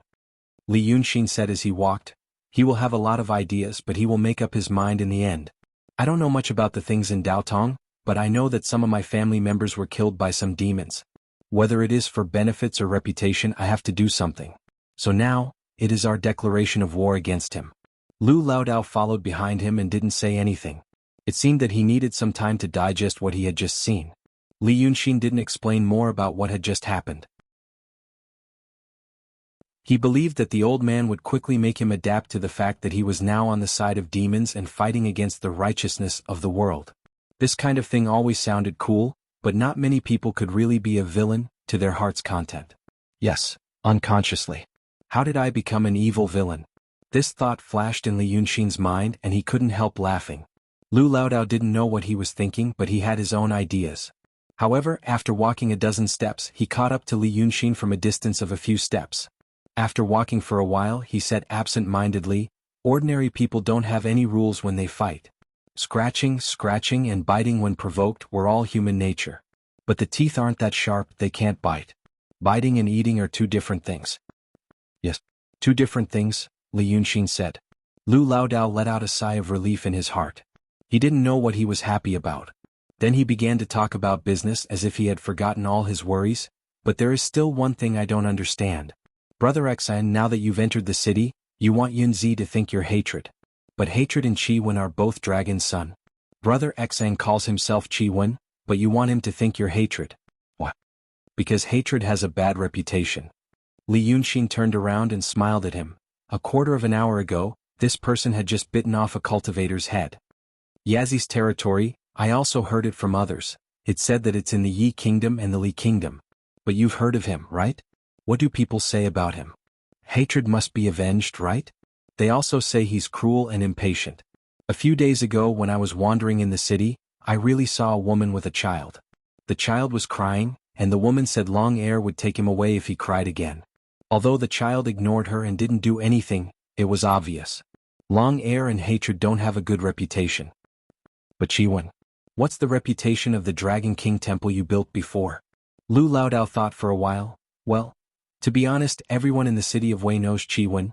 The dragon has 9 sons, everyone knows it. But few people know that our Wei River Dragon King is Qi Wen.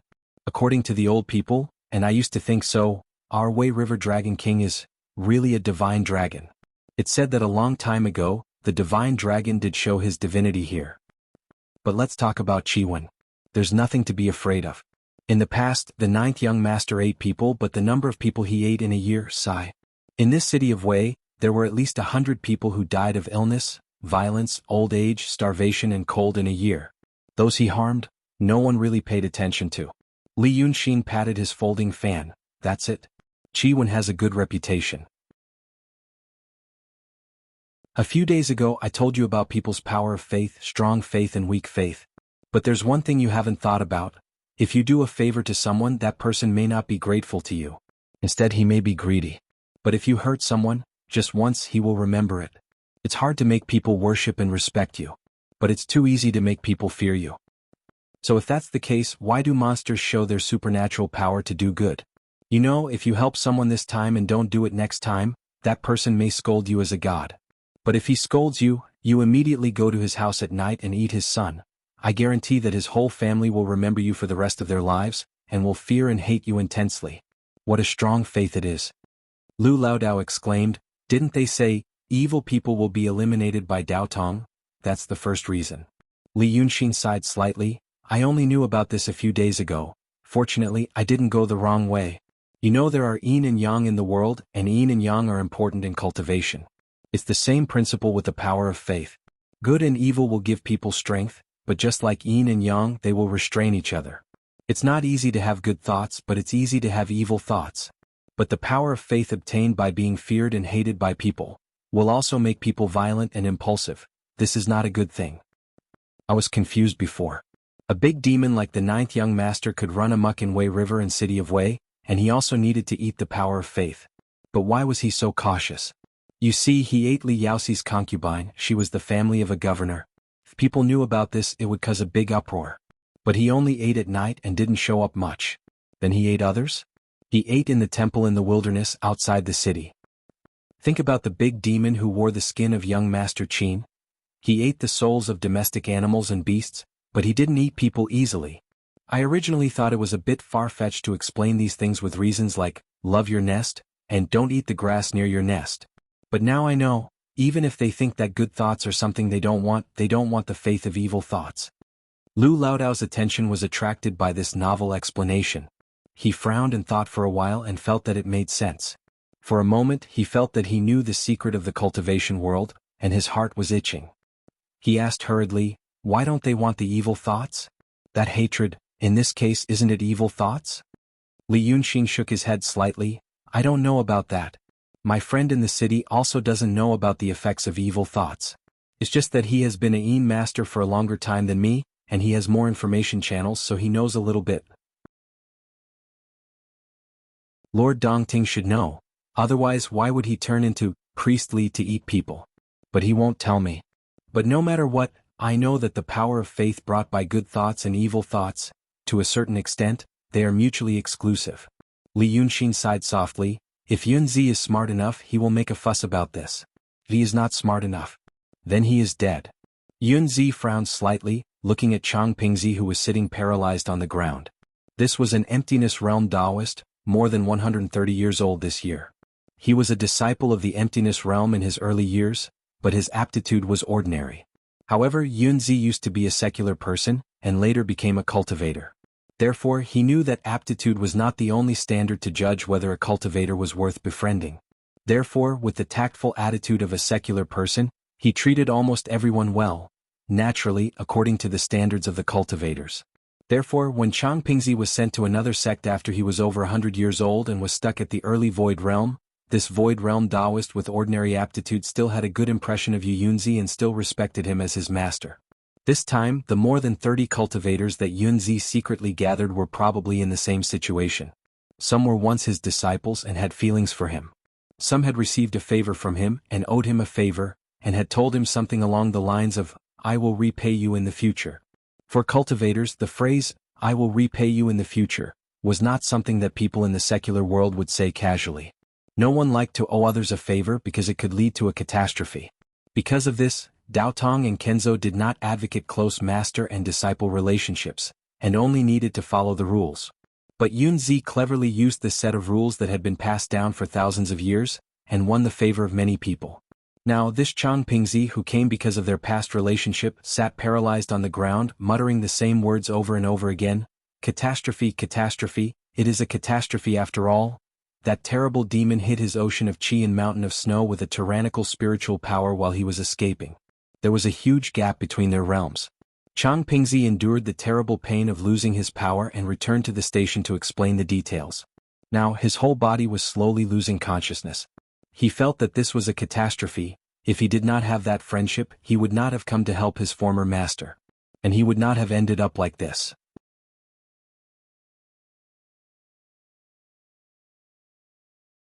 Chapter 169. Yunzi sighed. He was not sighing at the fact that his former disciple's cultivation was destroyed, nor was he sighing at the fact that his former disciple was eaten so casually. He was sighing at their stupidity.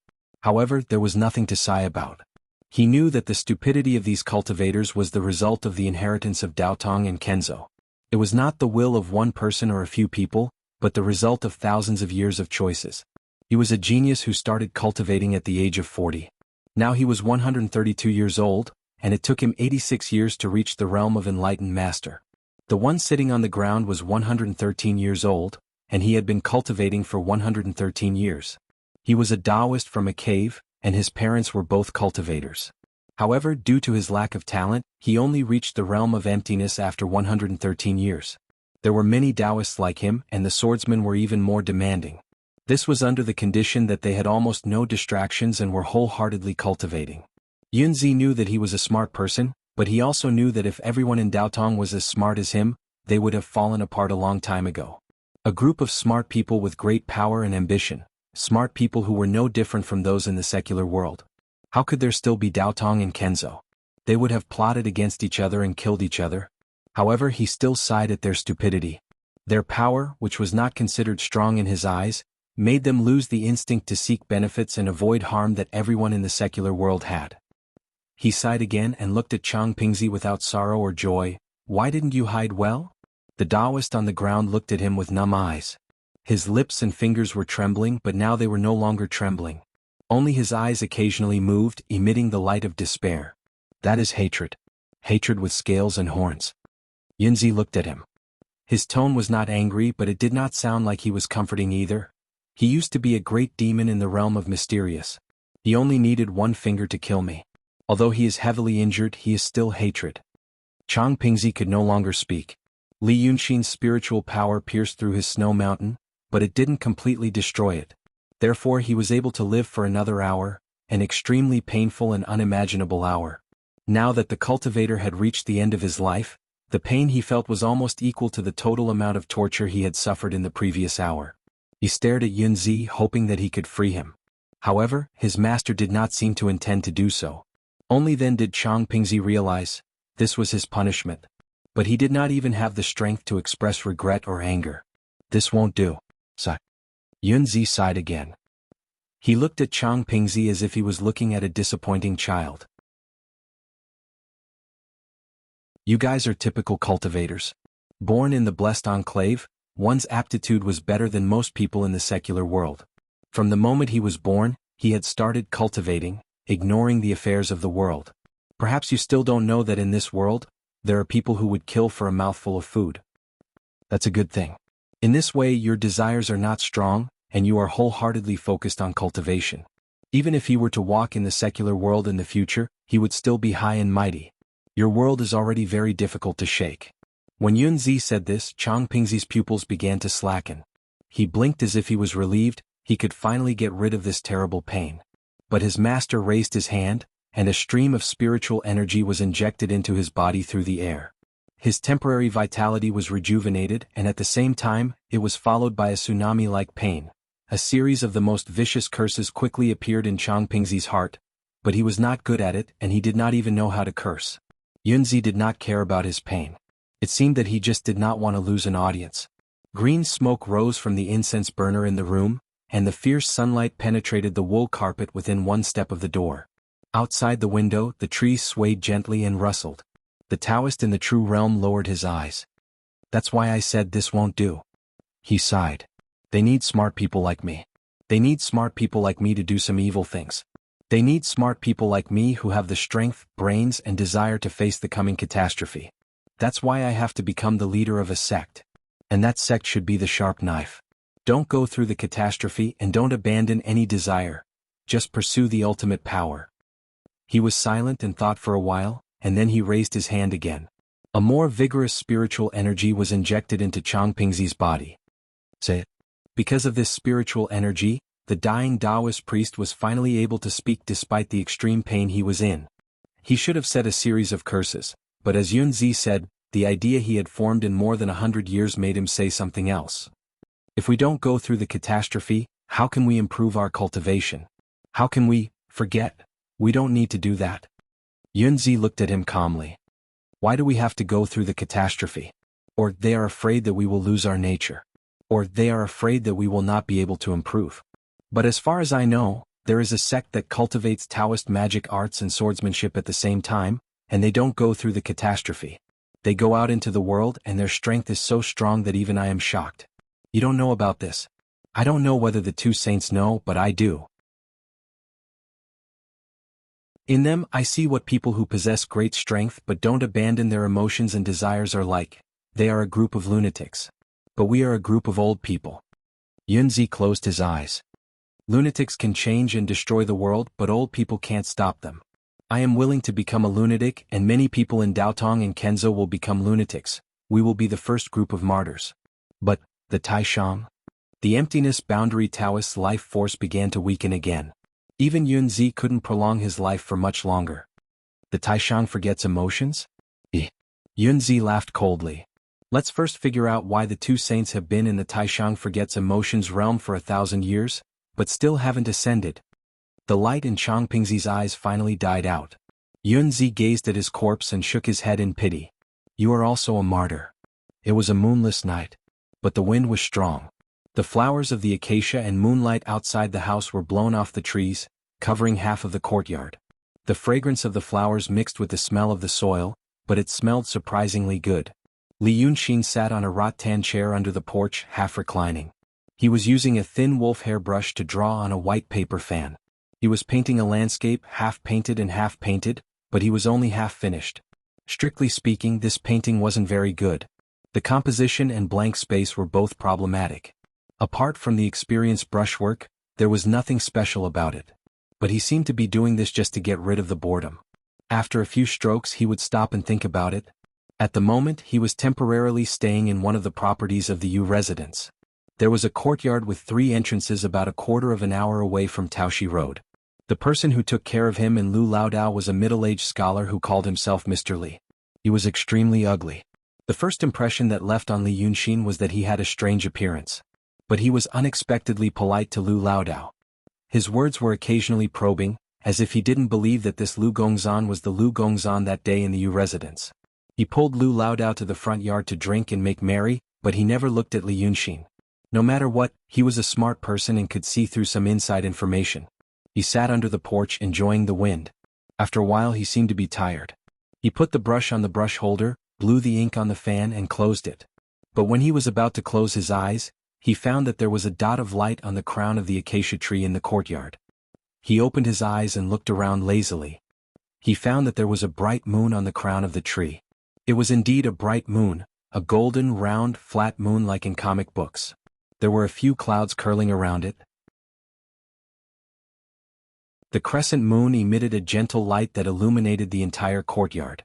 The sound of the wind stopped and the voices in the front yard disappeared. Then a small human figure appeared in the moon. It grew bigger and bigger as if it was walking over from afar. In a few steps it walked out of the moon. It lifted its feet and stepped on the white clouds beside the moon, walking step by step into the courtyard. But this person was not a moon fairy, but a moon immortal. He looked to be in his 40s and wore an unusually soft, unwrinkled Taoist robe.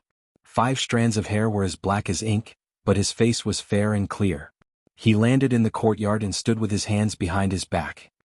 He looked at Li Yunxin and said, I heard that the Lord Tong Tian is the most unyielding and hot-tempered, and that he has a decisive and murderous temperament. Now he has fallen to living with a secular person? Li Yunxin stared at him seriously for a while, then closed his eyes. None of your business. The newcomer was not angry. He stood with his hands behind his back and said indifferently, "It seems that is not entirely true. Now that I have exposed your identity, you are not anxious or impatient." Li Yunxin still ignored him. This time Yunzi smiled slightly. "It is said that dragons like to say shocking things and the ancients were not deceiving me. It is just that the Lord Tongtian hibernating here is not a long-term plan, right?" After saying this, he gently waved his hand. Then 2 children in colorful clothes walked down from the bright moon on the acacia tree. They worked together to carry a soft chair out and placed it for Yunzi to sit on. The Lord Tongtian used a good strategy. Yunzi said calmly, "I previously thought that demons might be scheming people, but wild and unruly divine beasts like the Lord Tongtian are disdainful. But recently I have observed the Lord Tongtian's plans, and feel that he is meticulous and calm. If it was not for me, I am afraid that others would have fallen into the Lord Tongtian's trap." These words seemed to have finally aroused Li Yunxin's interest. He half opened his eyes, revealing a strange evil smile. A row of fine and sharp teeth flashed under the bright moonlight. "Oh, a trifling true state cultivator was actually able to see through my plan? Tell me about it." He then opened his eyes completely. A pair of demonic golden eyes stared at Yunzi. "If you are wrong, I will eat you alive." Yunzi laughed loudly. The Lord Tongtian has fallen into such a situation, but his prestige has not diminished. He is really a great demon. But I already know that when the Lord Tongtian fought with the Ghost Emperor that day, both his Dharmakaya and true body were seriously injured, and almost both his body and soul were destroyed. It is also sad to think about it. 2 dragons' son, one died and the other was injured in just a few days. At this point Yunzi changed the topic. "Lord Tongtian, do you know how I saw through your identity?" There is no need for me to hide." Yunzi smiled and said to himself, "It is said that when the old man in Dongting saw the Lord Tongtian for the first time, his personal ability was similar to that of Tsong Yunzi of the Danding school of Shanqing sect. But when he saw you a few days ago, your personal ability had already entered the state of perfection. The speed of your improvement is really amazing. However, I know that the Lord Tongtian is a born monster in the mysterious state. When his Dharmakaya and true body were injured, his personal ability was also damaged. It is naturally very fast to recover. But such a speed is still too slow."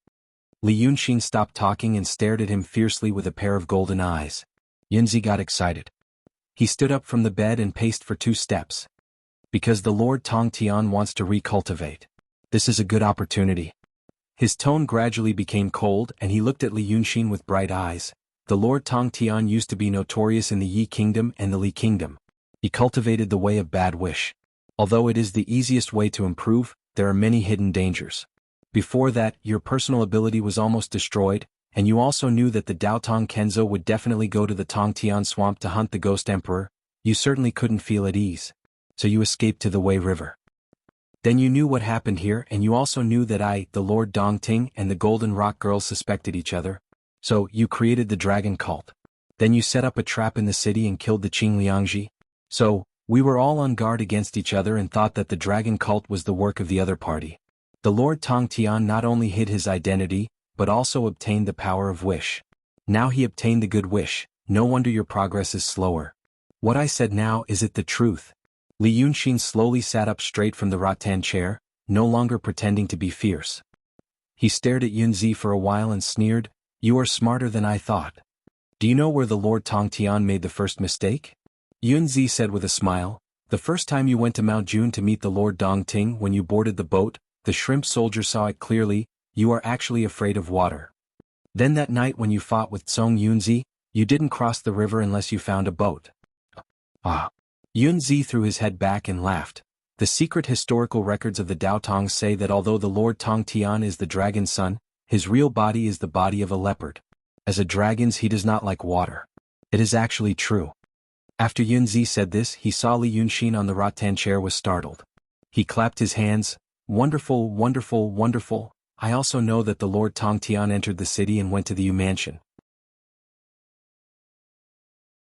He patiently contacted the secular people because he wanted to borrow their power. He borrowed the power of the secular people to do the good deeds of building bridges and paving roads. He thought that this would not attract my attention. But he did not know that the Yu family felt that you are my people, so they turned around and asked me. After saying this, he paused and stared at Li Yunxin. And today the Lord Tongtian left the city? I am afraid it is not to avoid my eyes and ears. It is to bean seeds. He sneered and sighed. Lord of Tongtian, do you think I'm a cultivator who doesn't know the ways of the world? But he does not know that I was a state farmer before I became a Taoist. Other people may not know about bean seeds, but I do. At this season, the farmers are looking forward to rain. When the Lord Tongtian, your dragon cult, grows in the city, then you will recruit more believers and make a vow to you, asking for rain. At that time, when you use your supernatural power again and attract a storm, the power of wish will increase crazily. It is a good plan, but I have seen through it. Yunzi walked 2 steps, returned to the couch and sat down. He looked at Li Yunxin, whose face was as dark as water. What other plans does the Lord Tongtian have?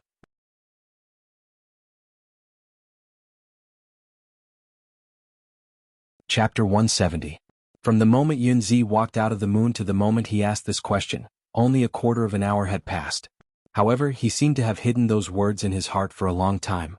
Today he could finally pour them out freely. Li Yunxin only stared at him, his eyes fierce and gloomy.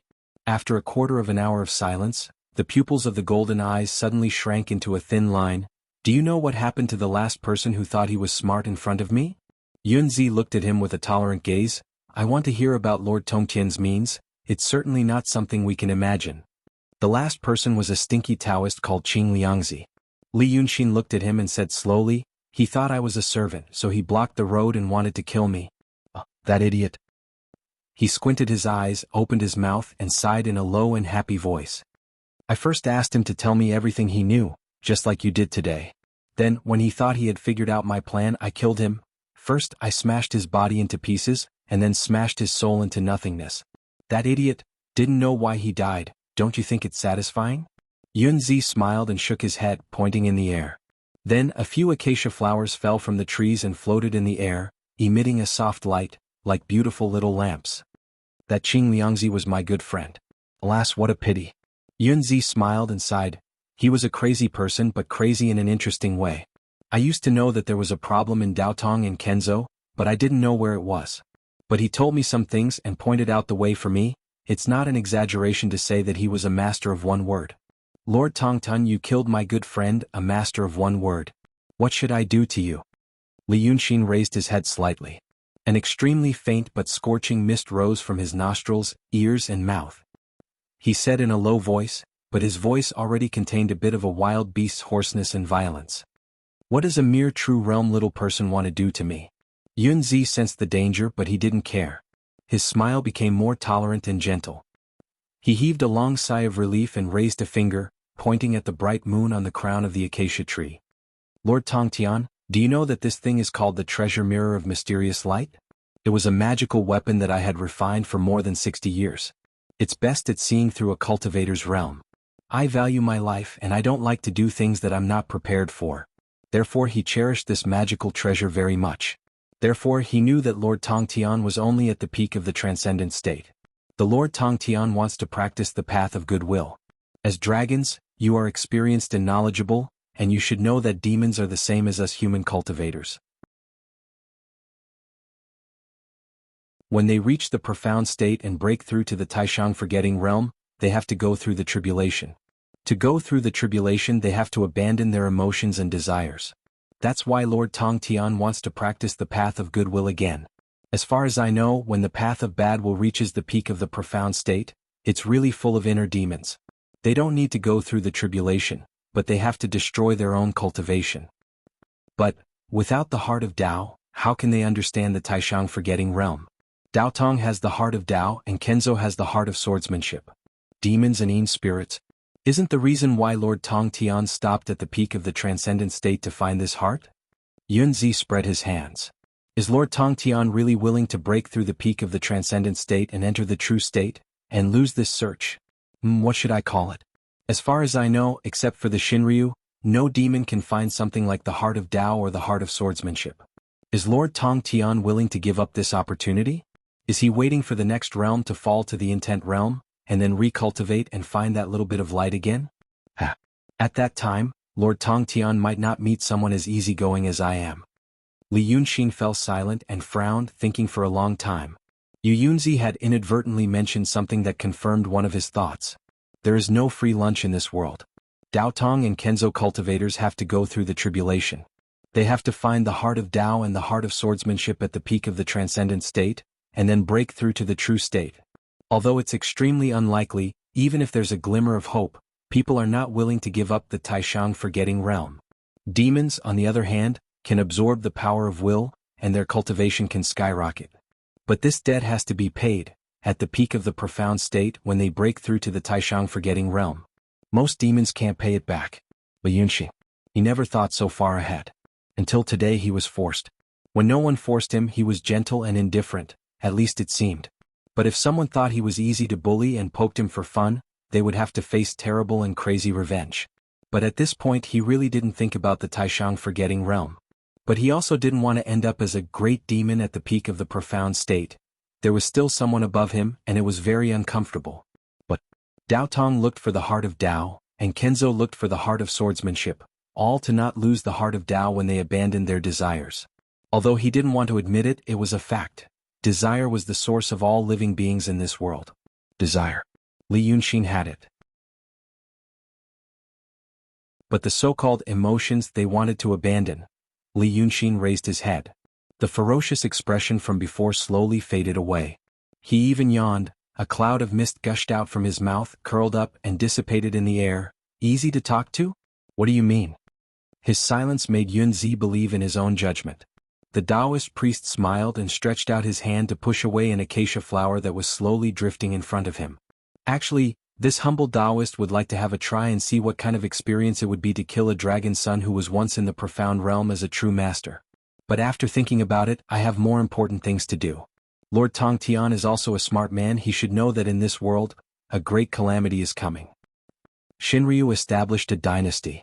Although in the eyes of my Daotong and Kenzo, it is loose. But it is still a dynasty. This is the first non-human dynasty since there were demons in this world. Many cultivators don't agree with this. They think that demons are always in a state of disunity, and that this so-called dynasty is a joke. But they don't notice one thing. In the 2,000 years since the establishment of this dynasty, not a single great demon in the profound realm has been killed. But what about before? Every few decades, hundreds of years, there would be a great demon in the profound realm falling in battle. Whether you admit it or not, and those short-sighted cultivators admit it or not, the Dragon Dynasty does exist, and with just 2,000 years of Shinryu authority, it has restrained all the demons in the world. Your power is getting stronger and stronger. Li Yunxin sneered but didn't say anything. Yunzi didn't care about his attitude and instead fell into deep thought. So the current situation of the world is, in reality, Daotong and Kenzo rule the humans and the Dragon Dynasty rules the demons. In reality, this is already the tacit situation for 2,000 years. One after another, human dynasties have divided up the known world of our heavenly sphere. But just take the kingdom of Qing as an example, take the city of Wei as an example. The magistrate of the city of Wei issued a decree in the magistrate's office, and it spread throughout the entire Wei prefecture. But in this Wei prefecture, such a large piece of land, the city of Wei only occupies 1%. The land that the humans rest on is only 30 to 40%. Where are the other lands? They are occupied by demons. Demons don't build their own prefectures, but for a great demon like the Lord Dongting, if he really goes crazy, then the magistrate of the city of Wei is nothing. Fortunately, there are Daotong and Kenzo. Demons are entrenched everywhere, but they don't dare to go crazy. Therefore, the Lord Tongtian, the Dragon Dynasty, is an invisible dynasty that overlaps with the empires of the humans. This is something that not even many demons are aware of. I never listened to anyone's orders. Li Yunxin was full of malice and muttered darkly. Yunzi smiled tolerantly as if he was looking at a child, or a pitiful opponent that he had conquered. Therefore, since there is a continuously growing Dragon Dynasty, and humans are flourishing under the protection of Daotong and Kenzo, then there is a problem. The more humans flourish, the stronger you demons that rely on the power of will to cultivate. The stronger the demons are, the weaker Daotong and Kenzo are. We are digging our own graves. Therefore, Daotong, Kenzo and demons will have a war. In fact, I am very suspicious. Is it really because we watched the Dragon Dynasty grow stronger, and thus angered the celestial being, so that there has been no news of the celestial being for the past 3,000 years, and the two sages dare not ascend. Yunzi looked at Li Yunxin with bright eyes, but Dao Tong and Kenzo are not ready yet. They are cultivators but not warriors. You are warriors. Li Yunxin looked at him lazily and sneered, Taoist? You have entered the delusion. This is your delusion. Delusion? Ah. Yu Yunzi laughed happily. No, this is my Dao heart. I used delusion to transform my Dao heart, and used delusion to enter the true realm, to kill all the demons in the world. This is my delusion and also my Dao heart. Because they are not ready, I want them to be ready. Yunzi's 5 strands of long beard moved without wind, and he looked like an immortal. So I won't kill you, even if I can kill you with a finger now. I was watching before because I didn't know the inside story. Now that I have seen through your plan, I still haven't killed you because I want to use you. You think I don't know? That Lu Ling is in Lord Dongting's lair. At this time, there is also Dragon Sun hatred. Dragon Sun hatred. In Wei River, he colluded with Lord Dongting, and his ferocious nature exploded, and he killed 36 cultivators of Dao Tong. First, there was the Ghost Emperor Order, and 4 high-level cultivators fell. Then Dragon Sun killed dozens of low-level cultivators. You see, they have quality and quantity. If Dao Tong and Kenzo fight against demons, how can they protect the world? And at that time, I was in the city of Wei. And I used to live in the secular world, and I know the situation of the city of Wei and Wei River the best. So, I have to be the vanguard. Once I get them, Yu Yunzi heaved a sigh of relief. No one can take them away from me. Those people. Aha, they don't know any tricks. I will get more, until I can. He suddenly stopped and looked at Li Yunxin with a strange expression. Li Yunxin also looked at him. After a while he asked, So what do you need me to do? Undisguised joy appeared on Yunzi's face. He clapped his hands and laughed. Good, you are indeed the great demon Lord Tongton. Such courage, if not for the fact that you are not of my race, Yunzi will definitely make friends with you. I am not interested. Li Yunxin snorted coldly. Yunzi, who was in high spirits, did not care about the other person's bad attitude at all. He twirled his beard and smiled. What Lord Tongtian wants to do is to kill those 36 cultivators. Lord of Tongtian must have noticed it, right? They are among the workers, you can see them at a glance. After Lord Tongtian kills them, I will not disturb you to continue practicing the path of goodwill.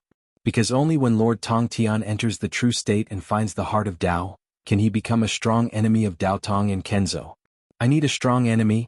That old thing Lord Dongting is trapped in the lake and can't go out more than 10 feet, so he is not a threat.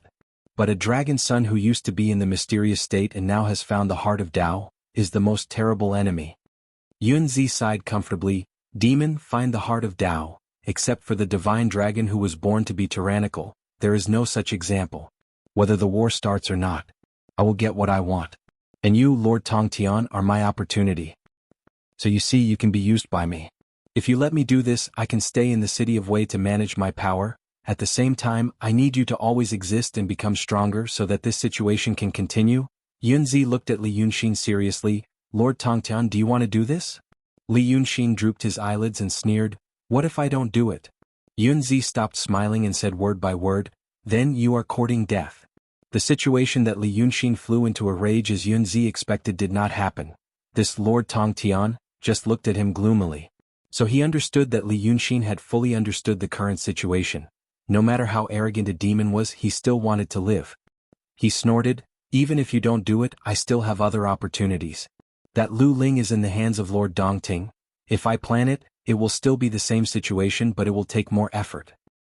But for you, as long as I use a talisman in my hand, another cultivator of the mysterious state will come within 5 days, and you will only die. Now I am telling you this because I am in a good mood. If you make I unhappy, you will end up with your tendons pulled out and your skin peeled off. You're on your own and think about it carefully. After saying this, Yunzi flicked his sleeves, and his body suddenly turned into a golden light and went straight into the mysterious light treasure mirror. And the 2 boys in colorful clothes who were standing beside him suddenly turned into a green light and disappeared. 2 albizia flowers fell from the sky. The night wind blew again and the voices in the front yard came again. Li Yunxin slightly frowned in the dark, sitting still. Hatred was afraid of water? He really didn't know at that time.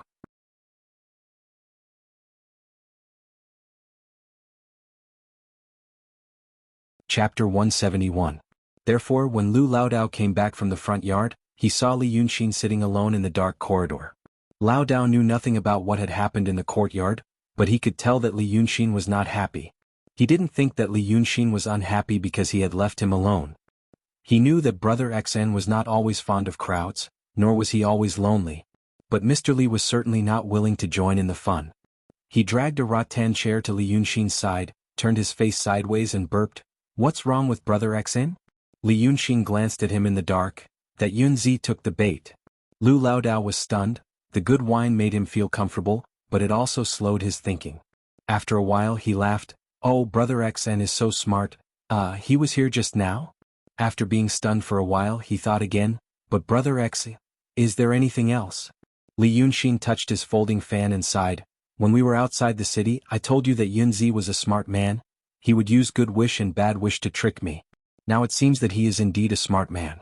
He even found some suspicious points, which saved me a lot of trouble.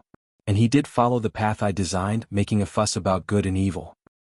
He even told me a lot of things that I didn't know before. Be reasonable, he is really a good teacher." Then, why is Brother Xen still worried? Is it because his realm is too high? Lu Laodao asked hesitantly. Because he is too smart. Not only is he a smart man, but he is also a smart man with ambition. What the hell? Li Yunxin tapped the back of his hand with his folding fan. He's a cultivator. Why is he doing farming? He even knows about bean seeds. Then, under the night breeze and the smell of alcohol, he told Lu Laodao everything that had just happened. When he finished speaking, Laodao also frowned. He pondered for a long time and asked, This way of speaking, it sounds incredible, but if you think about it carefully it makes sense. As a Daotong cultivator, he was now scheming against Daotong cultivators and harming his fellow disciples. Harming innocent fellow disciples was a great sin. If he wanted to set up a trap, to use such a method to set up a trap, it would be too unflattering. If you put it that way, it does sound like it's true. Li Yunxin sighed softly. You can just make up an excuse to fool a fool. All he had to do was make up a reasonable excuse to deceive ordinary people. If you lie to a smart person you can make it sound reasonable, but the smart person will still have doubts. At this time, you make up a reason that sounds incredible to deceive. The smart person will think like you. But the smart person will also know what I said above, so he will have doubts again. Therefore, it doesn't matter whether the reason is reasonable or not. For the smart person, whether he can be deceived or not, it's up to the smart person who has been deceived, to believe it or not to believe it. This is also a kind of return to nature to a certain extent. Lu Laodao drank the wine and was a little confused for a while. After thinking for a while he still felt that he didn't get the true meaning. He had to ask, then, does Brother Xen believe it or not? Li Yunxin glanced at him and seemed to think it was very funny. Yunzi is indeed a smart person. I have done so many things in Dongting in the city of Wei before. Some of them I deliberately did to show him and some of them I didn't want him to know. But now he's seen through everything. Some of the things that I've delayed and done wrong, he's also made up a logical reason for it and it's self-consistent. What a terrible and smart person he is. The words of this kind of smart person like me. I won't believe a single punctuation mark. This guy scares me. Li Yunxin frowned with dissatisfaction. He scares me. Think about it. You were sitting by the weeping willow and white sand bank and fishing happily. Suddenly you were almost dragged into the water by a big fish, and then this big fish talked to you saying that if you did something for him he would let you go. Gee, think about what he said. Then you are looking for death. Li Yunxin was surprised and his eyes were round. He looked at Lu Laodao and pointed to himself. I have always been the one to talk to others like this. He dared to say that to me. He looked at Lu Laodao for a long time. Lu Laodao, who was slow in thinking, said hurriedly, yes, he is too arrogant. I can bear it, but what can't? Li Yunxin put down his hand with satisfaction and turned around. Looking at the dark yard, he curled his lips childishly. There are 2 smart people in the city of Wei. There are many bastards in the shallow waters. I have to kill him. Lu Laodao wanted to ask, Brother Xen, how do you plan to kill him? But he knew it was not a good time to ask about it. If he couldn't think of a way, he would be unhappy for the whole night. He was also afraid that Yunzi had used some tricks and left eyes and ears in the yard. Thus, she didn't say anything and just sat quietly with him. After sitting for a while he felt sleepy, although he shouldn't slack off at this tense and pessimistic time, but he did feel sleepy because of the wine. He felt a strange contradiction in his heart. The situation was on the verge of exploding. He was not very worried. Li Yunxin was silent for a while, as if he just remembered that he had forgotten about Lu Laodao. He waved his hand to him. Go back to sleep. Taoist Lu wanted to keep him company, but he knew that Li Yunxin didn't like to be around others when he was thinking, unless he wanted to share his ideas and try to get inspiration from others. So he didn't say anything, nodded slightly and went into the room. Li Yunxin stayed in the yard alone for a while, sighing from time to time. After nearly an hour the rattan chair creaked. He stood up. He paced around the courtyard for a while before he muttered to himself in a very soft voice. The confidence and ease he had when he was in front of old Taoist Lu had completely disappeared. Smart person, smart person, smart person. What would you, a smart person, do? The voice was very low, almost covered by the rustling of the lush trees in the yard. But under the acacia tree, in a pile of fallen flowers on the ground, a half-broken acacia flower trembled slightly. It caught the fleeting sound in the wind and quickly transmitted it to somewhere. This acacia flower continued to tremble slightly. But after all, without the nourishment of the trees, the longer it trembled, the more dispirited it became. A few more flower filaments fell. And Li Yunxin didn't say anything for a long time. After pacing for another half an hour, he finally lowered his voice and said fiercely, as if he was talking to some existence or to himself, "Hey, a smart person? You are a smart person, but I am a madman. A little person in the true state. You bet that I don't dare to enter the true state. You really don't know what a peerless monster is. Tisk tsk? It's a pity that this pretty face can't be preserved." After he said this, the half-broken acacia flower finally lost all its flower filaments and stopped trembling. Li Yunxin snorted in a low voice, flicked his sleeves and walked back to his room.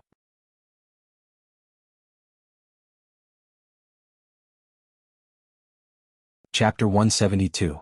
When the dragon cult came to the city of Wei, they didn't just bring people. They also brought totems. Although the temple under construction was not yet completed, and only the rough framework was seen, the daily worship was necessary, or else the Dragon Prince would be unhappy. People didn't wonder why the Dragon Prince was so easily upset, but they thought it was what a god should be like. Therefore, when Li Yunxin and Lu Laodao came to the only quiet small courtyard beside the construction site, many people looked at them with complicated expressions. It was the kind of expression that a group of neighbors who had lived together for more than 10 years and were familiar with each other saw a peddler from another place. This small courtyard used to belong to a widower. On the night when Ling Kongzi fought with the 9th young master, it was on the other side of the street and a little further away, so it wasn't affected. But the house was fine, but the 60-year-old man couldn't stand the shock and fainted that night. When people found it, the body was already rotten.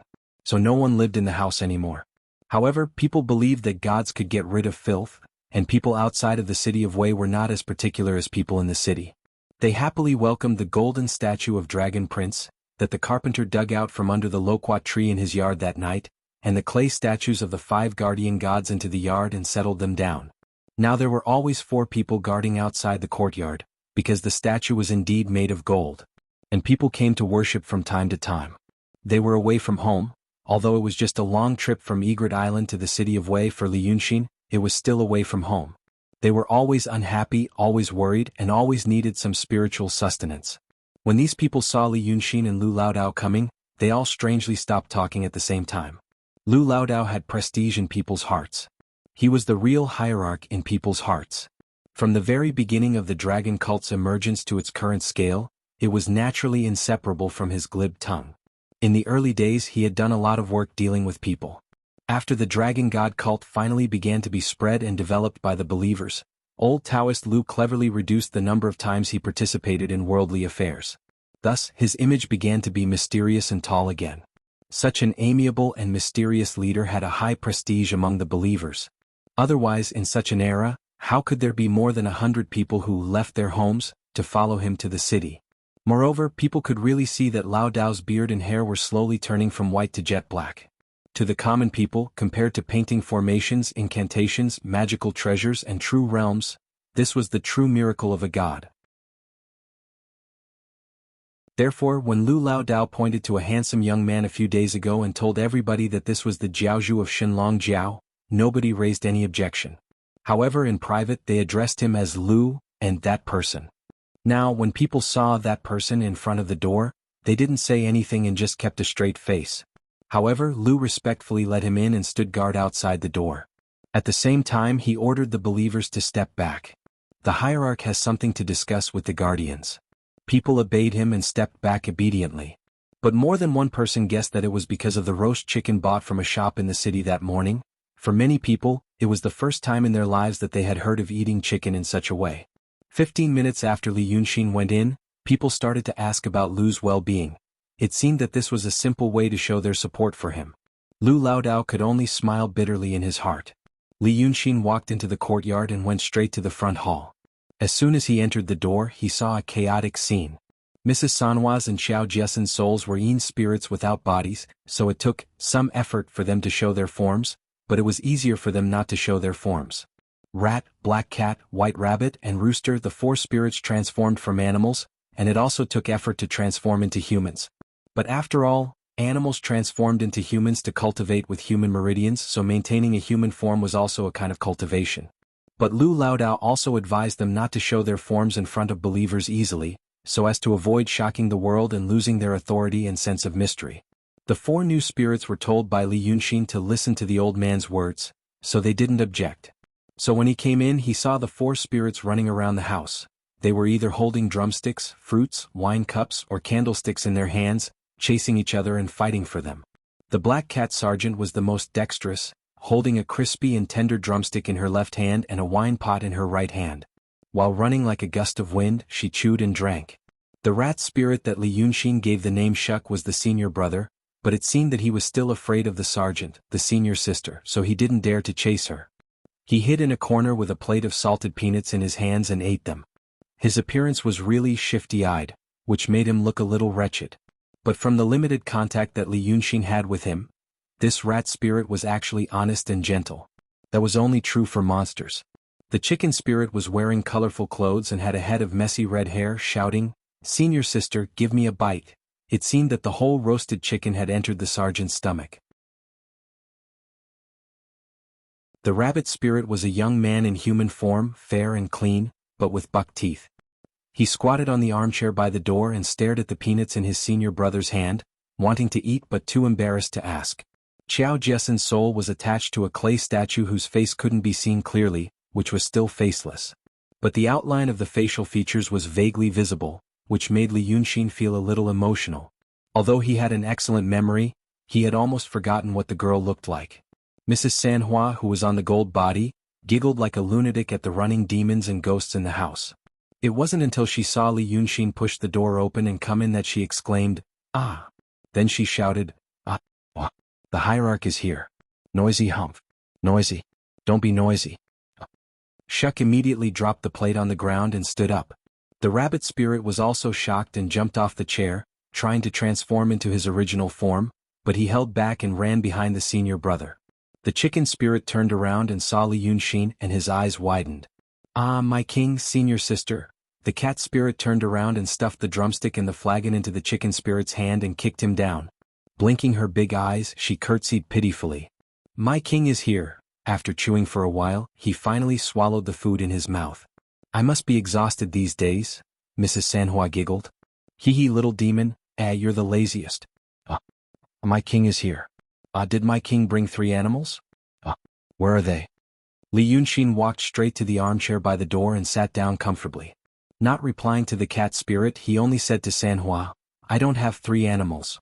But there's something else good. Do you want it?" You're tuning in to the Han Li's Wuxia Chronicles YouTube channel. We're so grateful for your support, and don't forget to subscribe to join us on this incredible journey through captivating stories. Your generosity through donations truly makes a world of difference, as it's the primary source of revenue that allows me to expand and enhance this channel for you. Thank you from the bottom of my heart for being a part of this adventure.